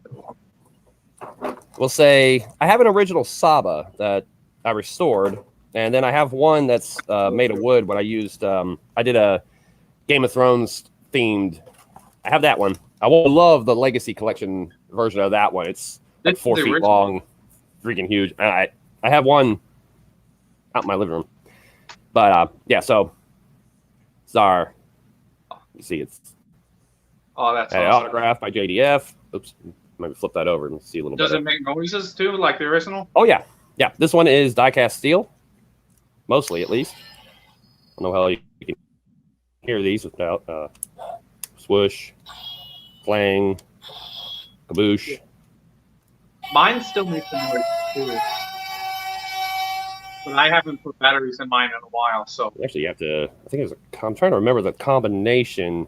You have to hit certain keys a certain way to get it to play the full. There it is. It would also do the whole theme song. That's what the speaker is in the back. Yeah, it was pretty sweet. I was really excited to get to meet Tommy from the Power Rangers, to meet JDF. I always love to meet him. I met him, Jason Font, who was the Red Power Ranger for Time Force, and I got to meet Catherine Sutherland as well. All on that same day. Yeah, so second Pink Ranger, and then what was it? Last year we went and we got to meet Karen Ashley, who was the second Black Ranger or Yellow Ranger, and she was super brought in after Trini. Sweet. Yeah, and my girl was like, she's my girlfriend's like totally yellow everything. Yellow Ranger's her favorite, so she did a full suit Yellow Ranger. Got to meet her, got her helmet signed. Like we built the helmet. Actually, I can go grab that one and show it off too. It's pretty sweet. Karen was really impressed. Like 3D printed a lot of paint, and then I used a wire screen on the inside to make the visor. Hang on, I'll be right back. I'll go grab it. Take like 5 seconds. I'll be right back. Yeah, I wish I had the batteries in my Saba and Dragon Dagger to make noise, but I haven't put batteries in it in a long time. Because that's what you don't do to old toys. Never store stuff with the batteries in them because batteries explode. Well, unfortunately, that's what happened to one of my Power Rangers. So it no longer makes noise due to that fact. Yeah. I do have another one that might make noise, but it never really made noise before. And he returns with his helmets. The White Ranger helmet? Yeah, we saw a few of these helmets when Sarah was on the other day. Okay. Yeah, we saw a few of these helmets when Sarah was on the other day. There we go. That's amazing. This is probably my favorite one. This is my Red Ranger helmet, custom paint job. I redid the paint and line work on it. Did some sanding. This is from the Bandai Legacy Collection. Oh, is that kind of like when this helmet came out? It's like kind of. All right, so we got that one. I say this one is from Hasbro. It's the one I wore at Comic-Con last year. That's awesome. And this one, actually, I really enjoy just got like magnetic clips inside to clip it all together. Makes it fit really nice, easy to take it on and off, pretty comfortable. And even left enough room in there for me to still wear my glasses so I could see what the heck I was doing. And then Sarah's. That's good because I have glasses also. Right. So Sarah's. We painted. That was pretty cool. Yeah. There's where Karen Ashley signed it, Aisha. But like Sarah gets kind of claustrophobic in a helmet. So this is made out of a wire mesh. It's like a really soft, squishy. See through it really good. And airflow can travel through, so you don't get the feeling of being as trapped. But with this one, I had to come up with the hinges and figure out how to strap everything. We had to sand it down. It came in several different pieces. Had to carve nose holes, so you can breathe in the darn thing. But some of the Power Rangers movie helmets were the stunt version had fasteners almost caps. like that. Mm-hmm. I have a friend. I would like to nag him one day up here. See if it pops open. But like the foam in there. I didn't touch it this time. Oh, it just skipped on mine and then. No, there we go. Yeah, it's like a lot of tape in here to kind of hold it together. But hey, worked pretty well, pretty light. I think this one only weighs like maybe a pound, 2 pounds, maybe. Yeah, probably about 2 pounds. Yeah, so I have a friend. You made them, Eli. Did you buy those helmets or did you make them? So I believe you made the yellow one. Yeah. The yellow one, like I said, I have a friend, Robert Northcutt, and his whole thing is he's got a garage of just nothing but 3D printers, and he prints like movie cast helmets all the time. He's got a lot of the models from Stuntcast. Is that Mrs. Jorgensen that I hear in the background there, Bjorn? Oh, if you heard a random like voice that sounded far away, that was my sister knocking on my door. Okay. We caught a brief glimpse of Mrs. Jorgensen the other day. She kind of popped on camera that's and my waved sister. at us. Oh, that was your sister. Okay, she ran away real quick. Hi. Ooh, ran away. Like, yeah. Whoops. You might have seen my mom earlier when I was looking for the knife. Okay. Is that the newer one they put out, or is that one of the originals? Yeah, show that off. I have an original one. It's much smaller. This would be the Bandai Legacy Editions. This is all die-cast steel. I want to get one of those. All 5 power coins that it came with are heavy. That's kind of, and it's a little blurry there. I apologize, but yeah, it's morphin' far into the back, right? Does do lights and sounds, all that crap. My battery's about dead on this one. It takes a little watch batteries. But this one is die-cast steel, and I love this one so much more than the Hasbro version that just came out. I got lucky with this one. Found it in like a South Haven Walmart for $50, something like that. Yeah, that was actually kind of hard to get a hold of now. Because, I mean, Bandai sold the rights to Power Rangers to Hasbro. So now everything comes through Hasbro. But I will say, like, as I like that, like I said, as I like the Lightning collection for Hasbro, they did a good job at making the figures look like people and just giving it wrinkles and stuff. Whereas Bandai was like, you know what? Nah, all the girls got big boobs, big butts, waist that size, and all the guys are 12-pack abs, which just looked funny as hell. Looked really silly. So what's interesting though is I've seen online where some people took the Ghostbusters figures that they did, the Hasbro did, I think it was, of the original movie ones. They took the heads off the Power Rangers and put them on there. Yeah, give them street bodies.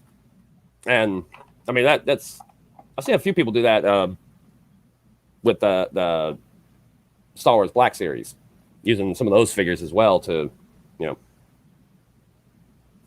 make a civilian form, I guess you'd say. Yeah. Civilian outfit version of the Rangers.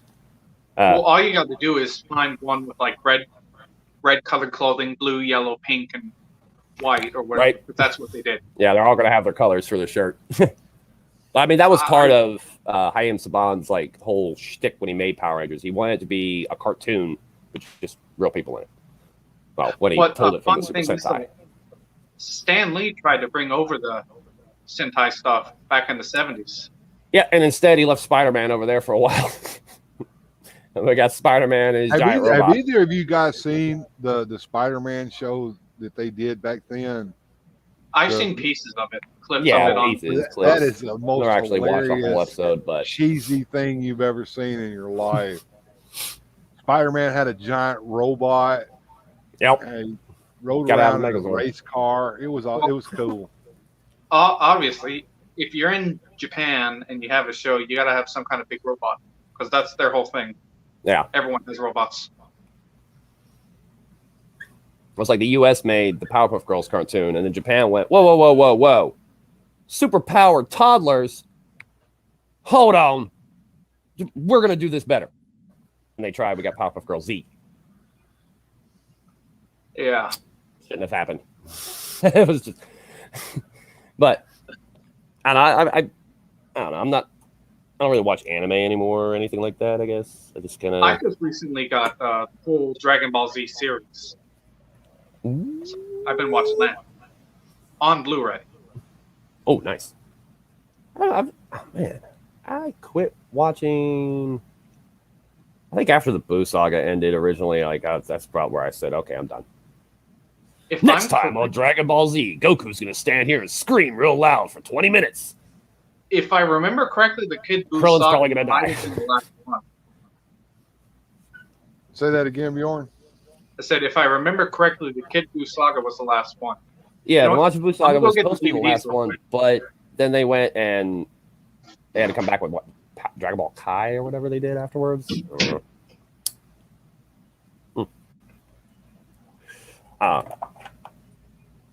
Yeah. I've probably stare at this pile of helmets I got down here. I should probably go grab my box over here. Okay. Everyone ran away, Bill. Everybody ran away. Hey, it's just me now. So while they're doing that, here, Eli's back. I'll put him back on the screen. All I right. wanted to get the box. There's all What the you got? things. All in right, here. all right, everybody's back now. Hey, did you make those, Eli? Of wood. This guy on Etsy who has a CNC machine and makes a little chipped and banged, but these are the the saber-tooth daggers or whatever they're supposed to be. Yep. According to the phaser in there. DVD set, the Kid Buu saga is the last one. I'm not sure what that's doing in there. Let's see. Here we go. Oh, everyone's favorite blue guy in a tube, Zordon. Yay! This You know, actually he I only had did, like, in my he PC only for the did, like, longest time. 1 day of work for that. He only was in there for 1 day, and they That just was another repurposed one. it. Like, I kind of felt bad. So, like last year, I went to Comic-Con. My girl went as Yellow Ranger, a kind of like a Game of Thrones version of the White Ranger.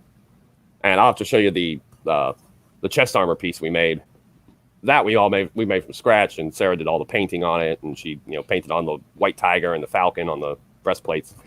I'll have to go grab that actually in a second. It looks pretty awesome, and I love the work she did.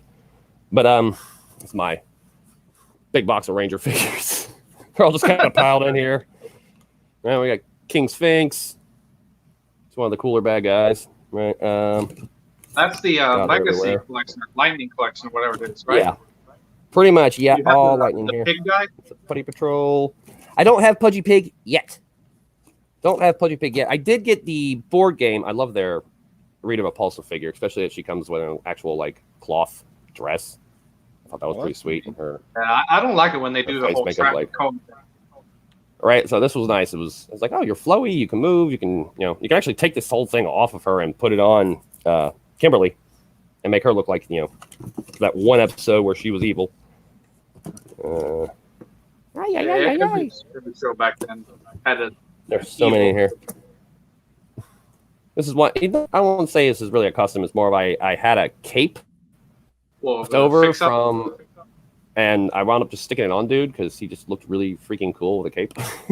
That does look Like, you know what?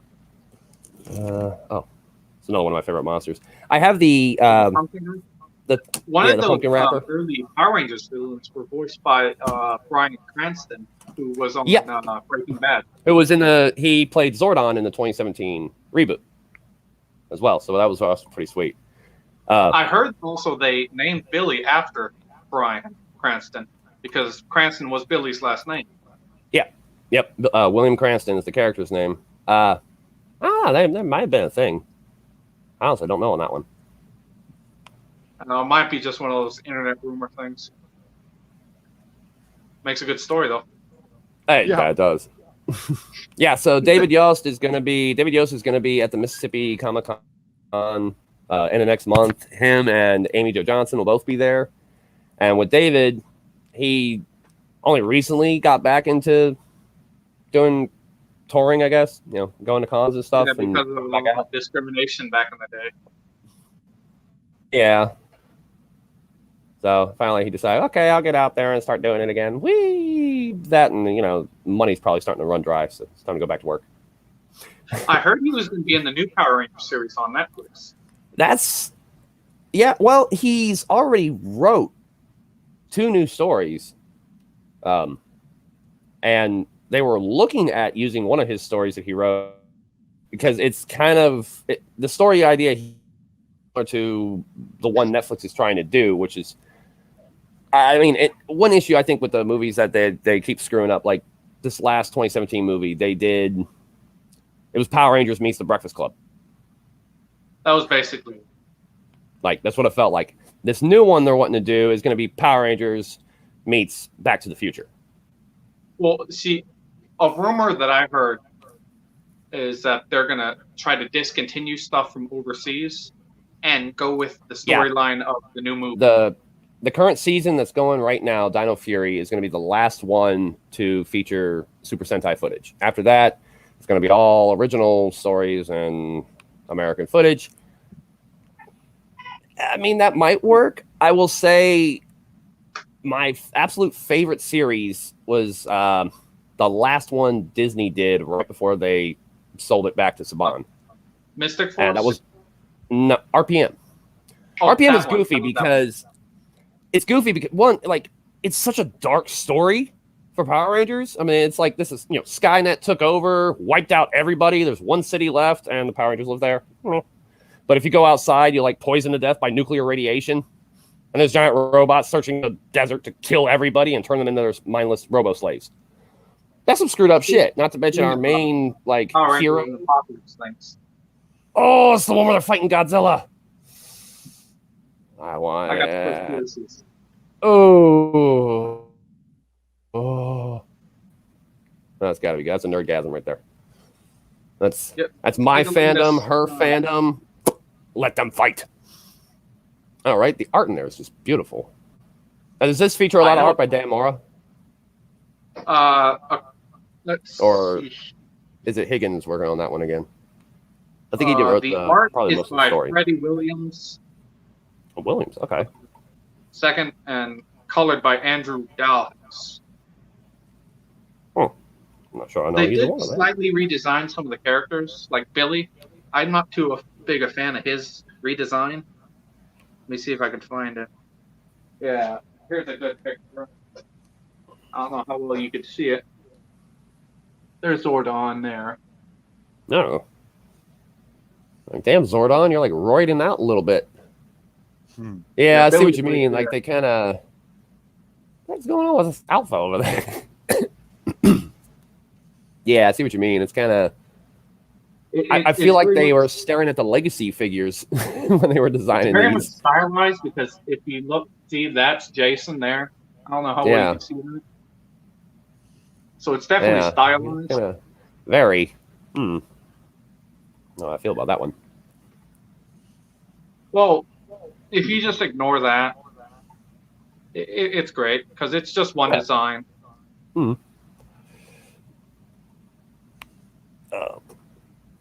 Some of the alternate covers I've seen of the next issue looks like it's going to be a team up between Godzilla and the Power Rangers versus Rita, whatever Godzilla yes monster she brought up.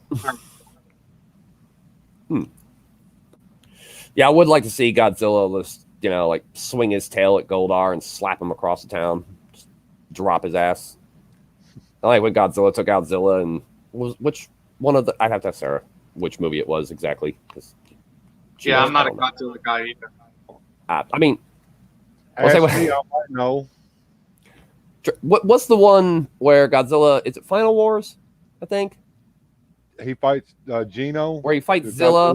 Yeah, he fights Gino for like 30 seconds to just bitch slaps him across town and gone. That's Final Wars. Yeah, that was Toho's way of saying, okay, this Godzilla's not Godzilla. Look how quickly our Godzilla defeated him.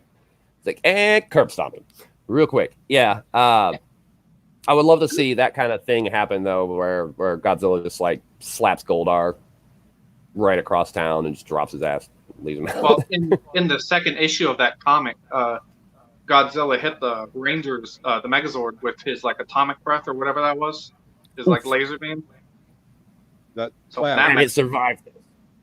And it survived. Everybody thinks Godzilla breathes fire out of his mouth. He's actually radioactive plasma that comes out of his mouth. Well, Megazord it looked survived more this. like in the comic. It looked more like the newer movie when he did that, because it's somewhat modeled after that. Kind of beam. Yeah. Ooh. But some of the art in there, the Godzilla is more modeled after some of the older stuff. It kind of sort of changes a bit. Kind of blend the styles together to kind of Like form right one, here on the one cover of dude. the first one. Yeah, I see what you mean. Like, That's kind of an older style. yeah, it's an older design. And then if you look here at this one, that looks like the newer movie. Yeah, Small it does. head, Godzilla. Small head, big body. More high Sierra. Well, in the comic, he's about as tall as the Megazord, maybe just a little bit taller. So I don't know how tall the Zord is in life. I mean, it depends on which Megazord. If it's the original Megazord, it's supposed to be about 150 feet tall, which the would make it original way Megazord. smaller than... Yeah, so the Dino Megazord was only supposed to be around 150 feet tall, which would make him, what, half the size of Godzilla? Yeah. Current one's at 500 feet. Like the legendary Godzilla is at 500 feet tall. Godzilla kept They've ever getting made. bigger and bigger and bigger in the high True. Sierra. Yeah, in the comic, it looks like that's the dragon. Dragon Zord. Yeah. He looks Oh, to I be should get my about Legacy the Dragon same Zord. Got a head shorter than Godzilla there, it looks like. About. I should go grab that real quick and show him off too. Looks like it. Looks like it's. Let me see here. Oh, what it? Yeah, it's gonna be in the second issue. All right, guys, I'm gonna stop my cam for just a second. I got to run out of the room. I got to see a man about a horse, and I'll be right back. Let's see here. I'll have to go find that here in just a second, It's actually. kind of hard to see, but there is the Megazord there in Godzilla. Okay, yeah, I see him. Well, they seem to be about equal height. At least pretty I'm trying to close. find a better picture here. Yeah, but here you could see him using the atomic breath on it while he's getting stabbed.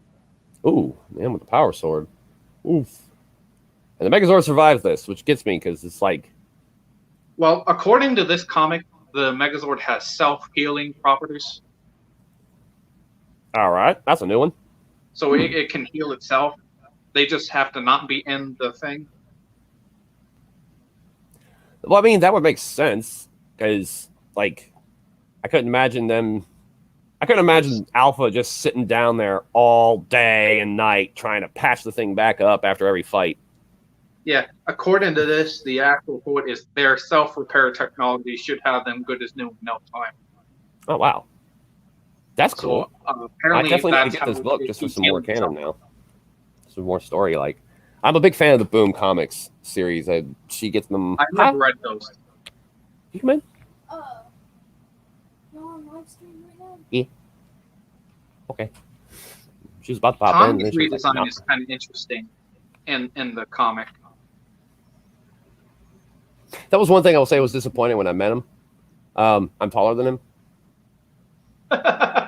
He's I'm pretty sure I'm 5'9". I'm 6'2". So Yeah, I'm about 6 foot. He's somewhere in there. Yeah, he's right there. oh wow. Yeah, I see. Yeah, okay. A little different. It's weird to see him with his hair down so much. But yeah, Well, like what I mean, he was a super cool dude. He was like super nice, super friendly. And I wasn't even dressed as one of his Power Rangers. I was doing a Game of Thrones. It was a mixture of the Red Ranger meets Jon Snow. So I just kind of combined the two. It was pretty awesome. I was quite happy with it. This cover, it makes them look like they're about the same height. It does. Yeah. Huh. But I in like a lot that of the on the comics, side there to make it a little more clank metal. in a lot of the panels, they're like bent over or doing like action poses, so you can't really tell. Can't really, yeah, they're not like just standing there sizing up with each other. Good Zords, I'll be right back. Be right back. I'm gonna grab some. I'll just entertain myself, man.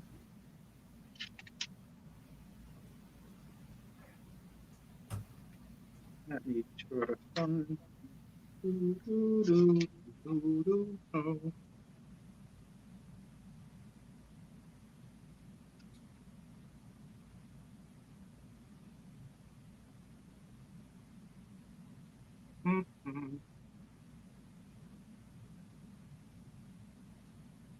Ah, there it is. Yeah. Okay, so these hairs would be my, and these are the ones I was talking about with that magic wax he was talking about when I was asking. This would be my legacy edition. Oh, you should do one that, depending. But like, so this is die cast. This is die cast. His legs are all. These are like really flimsy, lightweight plastic, and they use that damn Zold builder thing. So they just got tiny little plastic pegs, which is really lame. So like for him to stand on his own, he'll flop forward really easy because he's really heavy. But what's worse is like his Dragon Zord, right? So Legacy Dragon Zord here.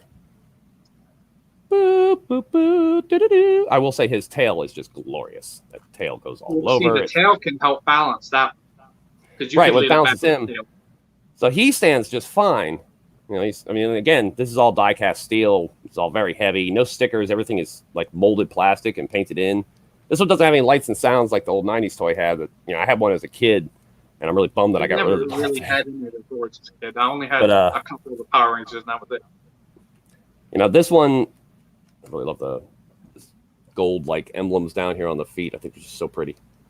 Oh, that's right, and it's all you know, this is all like molded in to the steel. So this is all solid steel here.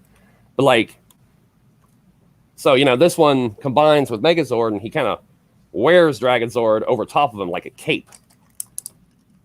So you can put that one on the other one that you were talking about. Yeah, they combine. So this. Try to get in front of my camera. This pops open, tail pops off, just pegs in the middle. So that center chest literally bloop, pops right out of there. There's a stand that goes to that. And then once he's all folded up, he kind of sits over top the Megazord. But because he is so heavy from all that dang die cast, which makes him glorious. That's just adding more weight onto those looks like fragile knee joints. Yeah. Very much so. And it makes him incredibly unbalanced and very heavy. So I typically display them separated instead of together because, again, all this added steel thrown on top, he just gets so darn heavy. See, like, well, if you do that, you're going to have like a Sentinel situation, like the HasLab Sentinel with the weak knees. Yeah. See, so this one goes. Try to pop this in over top. Yes. The only way I can think of is maybe strengthen the knees somewhat, and then you could probably do that because that seems to be the weak point. Right, so like, pop this in there. That thing is there. Right. So like, they combine and. Oh, camera just went to crap. He demonstrated exactly what he was afraid of happening. Yep. Are you there? That's what happened. Can you hear me? Yeah, I can hear you. But the camera's off. Yeah, it's because it yanked the cord out and his legs flew off and he kind of fell apart on me. Put them back together. I would not recommend displaying like that until you figure out a way to strengthen those knees.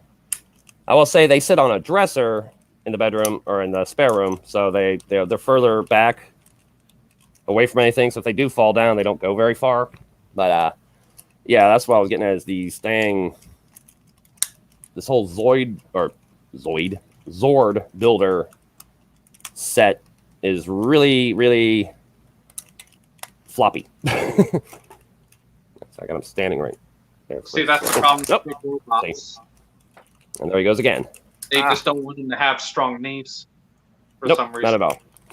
And for some reason, I guess I don't think you might kick somebody for any reason. See if I get this camera to come back. There's the... Come on. I should go boop, boo-doo-doo. This right here is about the biggest robot I have. And it's got weak knees also. You see that? Yeah. It's just got simple clip hinges. When it should have had ratcheted things. We just lost Eli again. Well, the Zord took him out this time. Yeah, I'm going to take Eli out of the studio for now. When Eli gets back, we'll pop him back in. Right now, what I'm doing is I'm working on a little figure here. I got my Filmation Stratos, and I decided, Naked Stratos?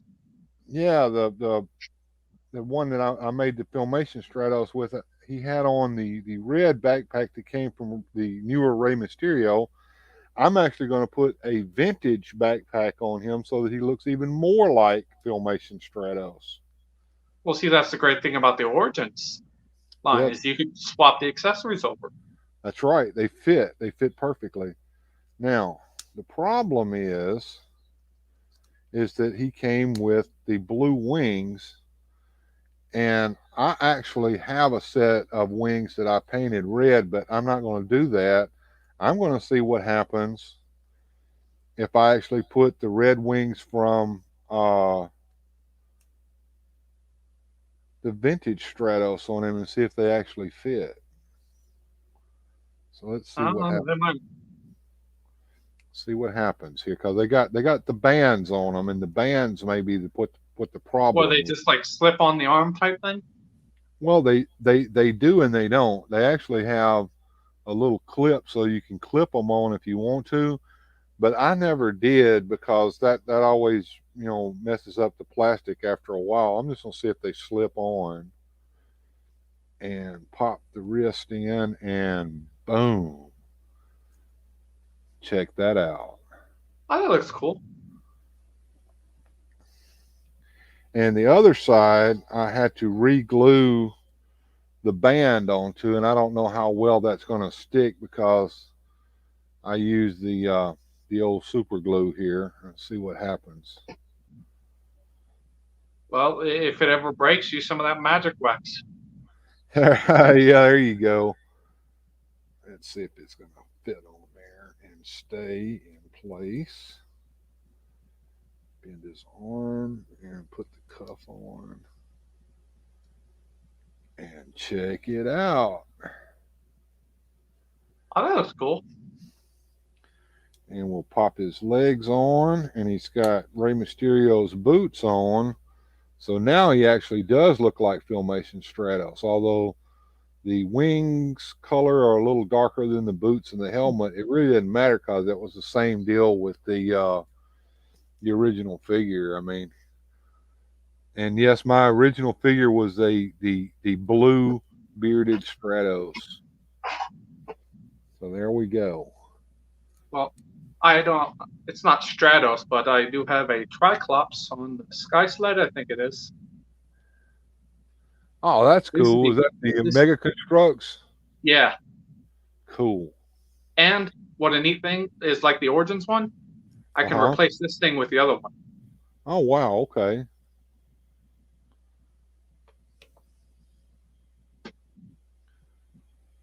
I have a few of the characters in Mega Constructs. Yeah? Mm-hmm. Here's Someone's Eli up back there, I guess again. no one needed me. Yeah, I'm using my phone this time. 1 second. Because my Megazord just decided, I was going to just wreck my camera. So the little... Turn your camera sideways so we can see you better instead of up and down like that. Does that work? I don't think it's going to... Yeah, in a minute. All right, that's cool, Bjorn. Take your time. We're going to change it. Is he back now? Yeah, he's back, but if I want it facing the front to see me, it's not gonna see if it'll do it facing back. It's still not gonna let me rotate it sideways. I mean, I can just, let's rotate it. There you I'll do it. go. Yeah. There we go. All right, so here's the Zord collection. Yeah, she showed some of this last time, I believe. Yeah, Little we messy, didn't but get a good picture of it though. This little, it's my Falcon Megazord. These are not his original feet. They actually came off of a different Falcon Zord, but I got this one with no legs for like $3. And then I had another one that was slightly smaller, so I really just kind of finagled them on there to make it work. So I had the Ninja Megazord, but I managed to sell him for a few $100s not too long ago. But yeah, so Sarah complains about this one because I have 3 of them. But so like, What, the original Megazord? yeah, so this one is the Hasbro one that they just came out with. Probably about $30, very cheaply made, very lightweight plastic. I will say slightly more posable. Its arms actually bend at the elbow, which is none of them be able to do that. Here's Well, an at least you original. don't have to worry about that one being top heavy because it's all plastic. Yeah, it's very lightweight. So here's an original 1993 Megazord. He's missing a few bits. Joints are very, very wobbly on him. You see him, he's like doing a little I dance can see there. that. Oh, Jesus. And there he goes again. There's Megazord. Just he pops apart, doesn't he? It's these darn legs. They're terrible. They just won't hold him up. So here's the issue with them. Like they just peg in a tiny little peg hole, and it's like right here is where it pegs in, and that's all that holds it up. Oh, I'm gonna have to. On top of the whole die-cast body. It don't work. But I got everybody in here. Astro Megazord. So it turns to his spaceship and all that.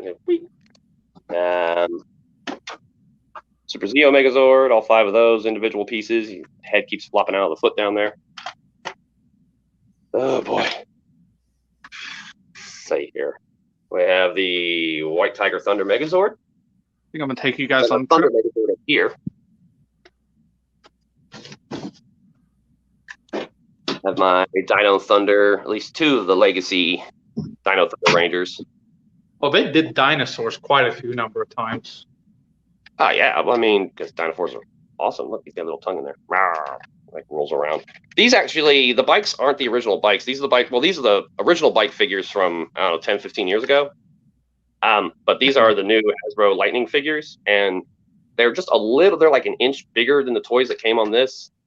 But they still work pretty well.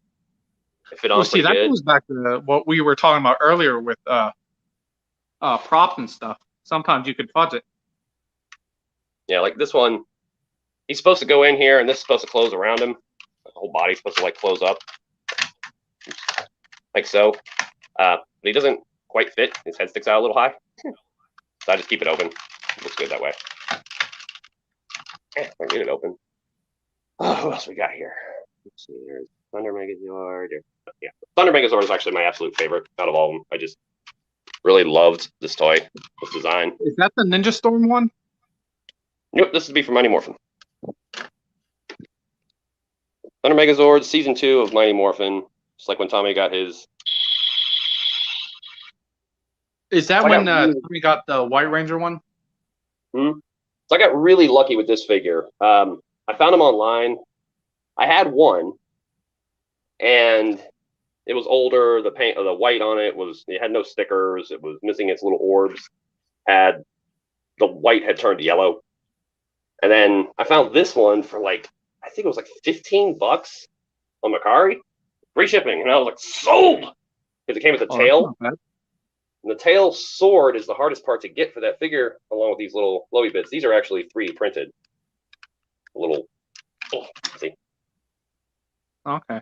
like the little orbs that go in the side. The originals are translucent, but there's no lights in there or anything, so it really doesn't matter. So I just did that. This sword, though, to get this guy by itself, usually you're going to pay like $30, $40 for just that freaking part. So I was really happy to get a complete one, or damn near complete. Again, with the Thunder Megazords, I've just bought them piece by piece, a couple dollars for that part, $2 for that, and just kind of slowly put them all together. I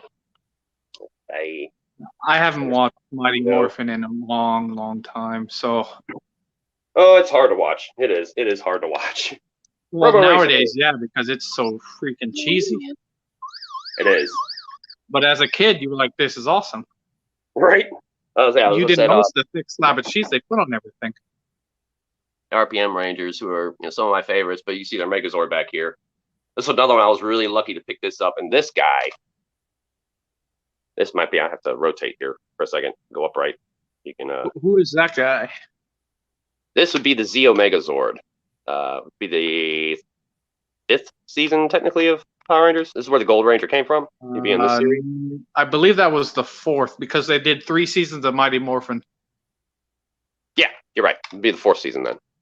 I don't have his sword, and I don't have all of his helmets. I have some of them. I think they're in the. Oh yeah, there's my other works in progress. We got the Shogun Megazord down here. I still need to get his helmet, crane piece, and he'll be complete, and his sword. Slowly putting this boy together here. This would be the Lost Galaxy. Yeah, Lost Galaxy Megazord. Some of his arms. There we go. There's one of the heads to the Zeo Megazord. But Zeo Megazord over here, yeah. I was really I picked up this part, the Red Zord behind it, Red Battle Zord. I think I got him for like $30, and he still works, albeit a little slow. But look at his punching action. Hey, that's neat. We were in there's a toy store in West Memphis we all like to go to, called the Daycare. And speaking of, yeah, we're talking about papercraft earlier. There's one of mine. Yeah, like something like that would be great for like a background in a diorama. Hmm. Yeah, so there's one of my little papercrafts. I actually used, I think that's, I'm pretty sure that it had a light in it. Yeah, I had a solar light put in the bottom of it. I can let it sit and charge, and the whole thing will light up. And it'll make the gate glow. So I'll leave that up there for now. It's off topic. But yeah, this guy just crashing into everything. I'd love to get a hold of a Titanus for him to ride around in, the big Brachiosaur, put him in their full battle mode. But that was, oh boy, that thing was like $200-300 when it came out 10 years ago. You can't get it anymore. Not unless I want to like sell my right foot. But yeah, we were in the toy store in Memphis, and he has this little chest by the checkout, which is just like little drawers you pull out, and he's got all kinds of little random bits.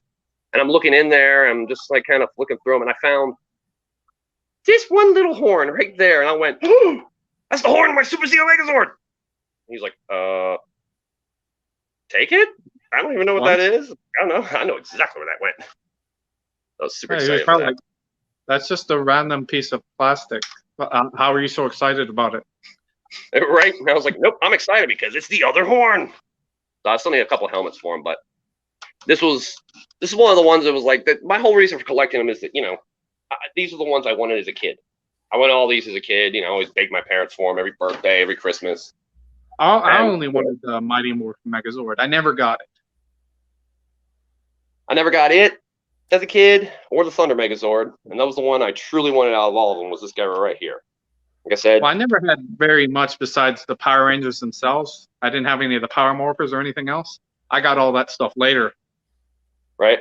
That's why it's I became a grown-up and had grown-up monies. Well, I got the Dragon Dagger and Saba at the same time from my buddy. Oh, here's another project I'm working on. My wire is sticking out, but this would be Voyager. Is that a Star Trek thing? Yep. Yeah, I know very little Star Trek. I'm a big Star Trek fan, too. So, these. Those are the movies. Oh, boy. A lot of extra weapons. Yeah, this is what I was talking about, like the Legacy, the Legacy Bandai version versus the that looks like they just made the mold and then just painted over the mold. Right. It's like they made a generic muscle guy and just painted over it. Yep. And they did the same thing for like they had any details or anything. right? Which is where I really like the lightning quick. You get the wrinkles in the boots, you know, and you get the like the knees and all. Just little things like that, like along the waist where it kind of. Well, that's the In Space Ranger. Hmm? I believe that was the last season that they did before they stopped doing the continuous storyline. Yeah. Because up until that point, it was the remaining Rangers, whatever, moved on. And then after that, they just new Ranger team every year with different people. 7 Ninjor. And then I got an actual Ninjor figure. I'm still working on restoring him. Going to need more painting and start repainting his leg down here. Redo his stickers and whatnot. I want to get the what's the website? BD15 decals. I got BD15 decals, and they have some amazing decals for big robot toys or pretty much any kind of figure. They're like 35, I don't know, 35, 40 bucks like that. But yeah, there's certain sites out there that have vintage stickers. Well, these are like reprint stickers, and they look better than the originals. I kind of want them over the reprints. I do want this one to have all of its original stickers, though. That guy, original Zord, I might as well. And then I can the added BD decals again with these darn peg legs. I can't stand it. Yeah, you're in that type of collector where it doesn't really matter sometimes what stickers on it. Yeah. And on some it does. You're not like those very anal ones that are like original Zord, original stickers, original this, no repro, none of that. Right. That's why I say, like, for the original, sure. When I get this one all fixed up, I'll put the original stickers on it just to the original, sure, stay in the corner and stay there. But any of these other ones, I will totally go with the new. I'll say, like, again, the Legacy one here has got beautiful detail. Great paint job already, so he really doesn't need too much more. And all the added die-cast steel in them just makes them pretty sweet. It's heavy. Yeah. That's pretty much what's okay. It's going to be noisy for a second. I have to hop out here real quick, but I will show you one last thing, and then I'll leave it all alone. But just mind the loudness. I know Imaginext did a Mighty Morphin Power Ranger sword. Trying to get over here. Ah! So many things. Okay. Oh. There they are. I was looking for that. A little more specifically. Oh, that's neat. That's a Gold Ranger armor I made. Don't forget your swords on the mantle. How heavy is that? So, yeah, right now, little armor guys wearing them all. But yeah, so that was my suit I wore. Oh, stop the sword. But again, this is one of the ones made of wood. So it actually had a magnetic flip that would just clink, stick to the back. I could just stick it behind me and forget about it. Right now, I'm gonna get out of here because it's cramped. There's people. It's noisy.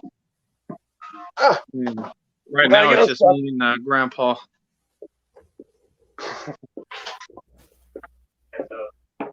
But yeah, that's pretty much the pile. The pile. Breaking up there, Eli. The pile. Well, there's premises because my phone is up. There you go. Yeah. I have to plug my phone in real quick.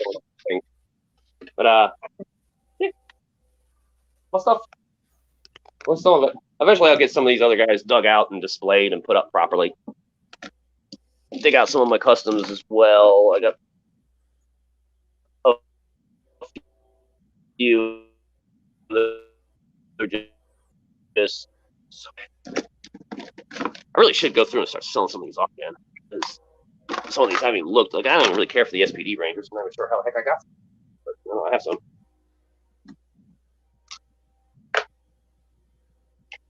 All right. They do have this thing. It's from the new Lightyear Lego sets. It's pretty interesting.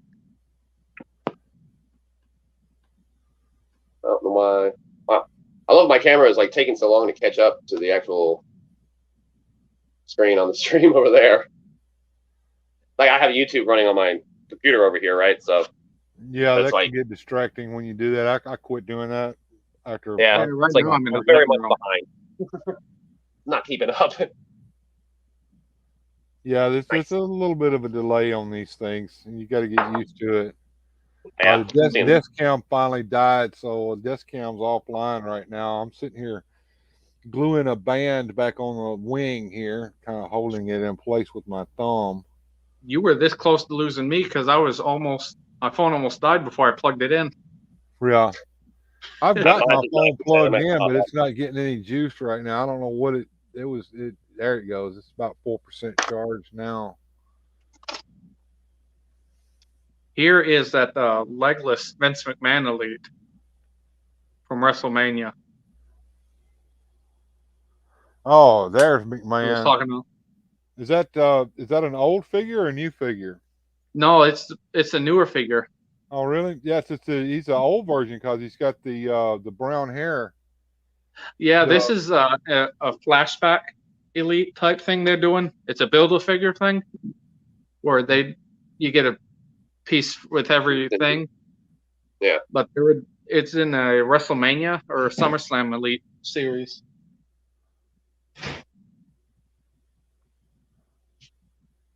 And I only have the legs to go. But the legs go with a figure that's kind of hard to get.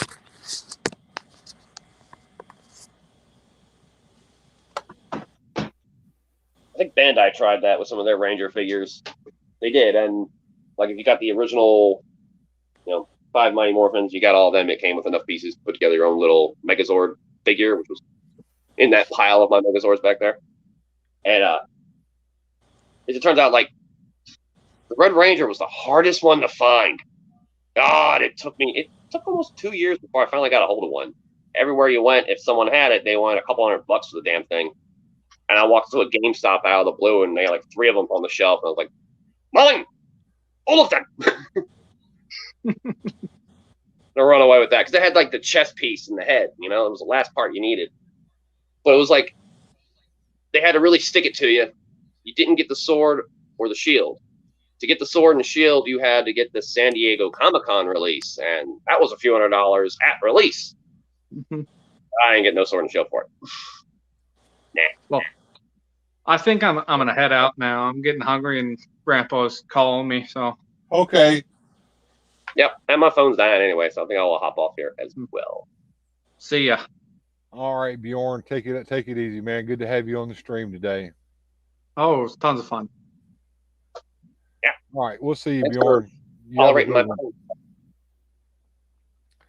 All right, well, Eli, if you got any more, you go ahead. But I've been on for almost 2 hours and 45 minutes here, so yeah, I really another didn't one of hours long. But yeah, I think Michael Purvis might have stayed with us till the 3:38. I don't know if he's still with us or not. Michael, it was good to have you on visiting. We had Hebro came in for a visit, so we had a pretty good time today. Yeah, it was fun. I had fun. Thank you for letting me and tolerating with my camera situation. Hey, when you're live streaming like this right here, anything can happen, Eli, and especially the first time you do it, you make a lot of mistakes. But as you get on with it, it gets a lot better. Say hello to Sarah for me. Tell her we love her, and we'll see you later, Eli. Good to have you on. Even in the midst of the Terminator marathon right now. Yeah, there's a good Power Ranger chat today, man. Well, thank you. All right, and I'm going to get ready to call it a day, everybody. Glad y'all came in. If you stuck around this long, give me a like and subscribe, and share the video so it can help for the algorithm. And if you want to make sure you don't miss any future videos from this channel, make sure you hit that notification bell. And that's going to be it for today. Glad you all could show up with us and appreciate it. See you later there, Eli. And let's do this. Let's see. It's going to be this one.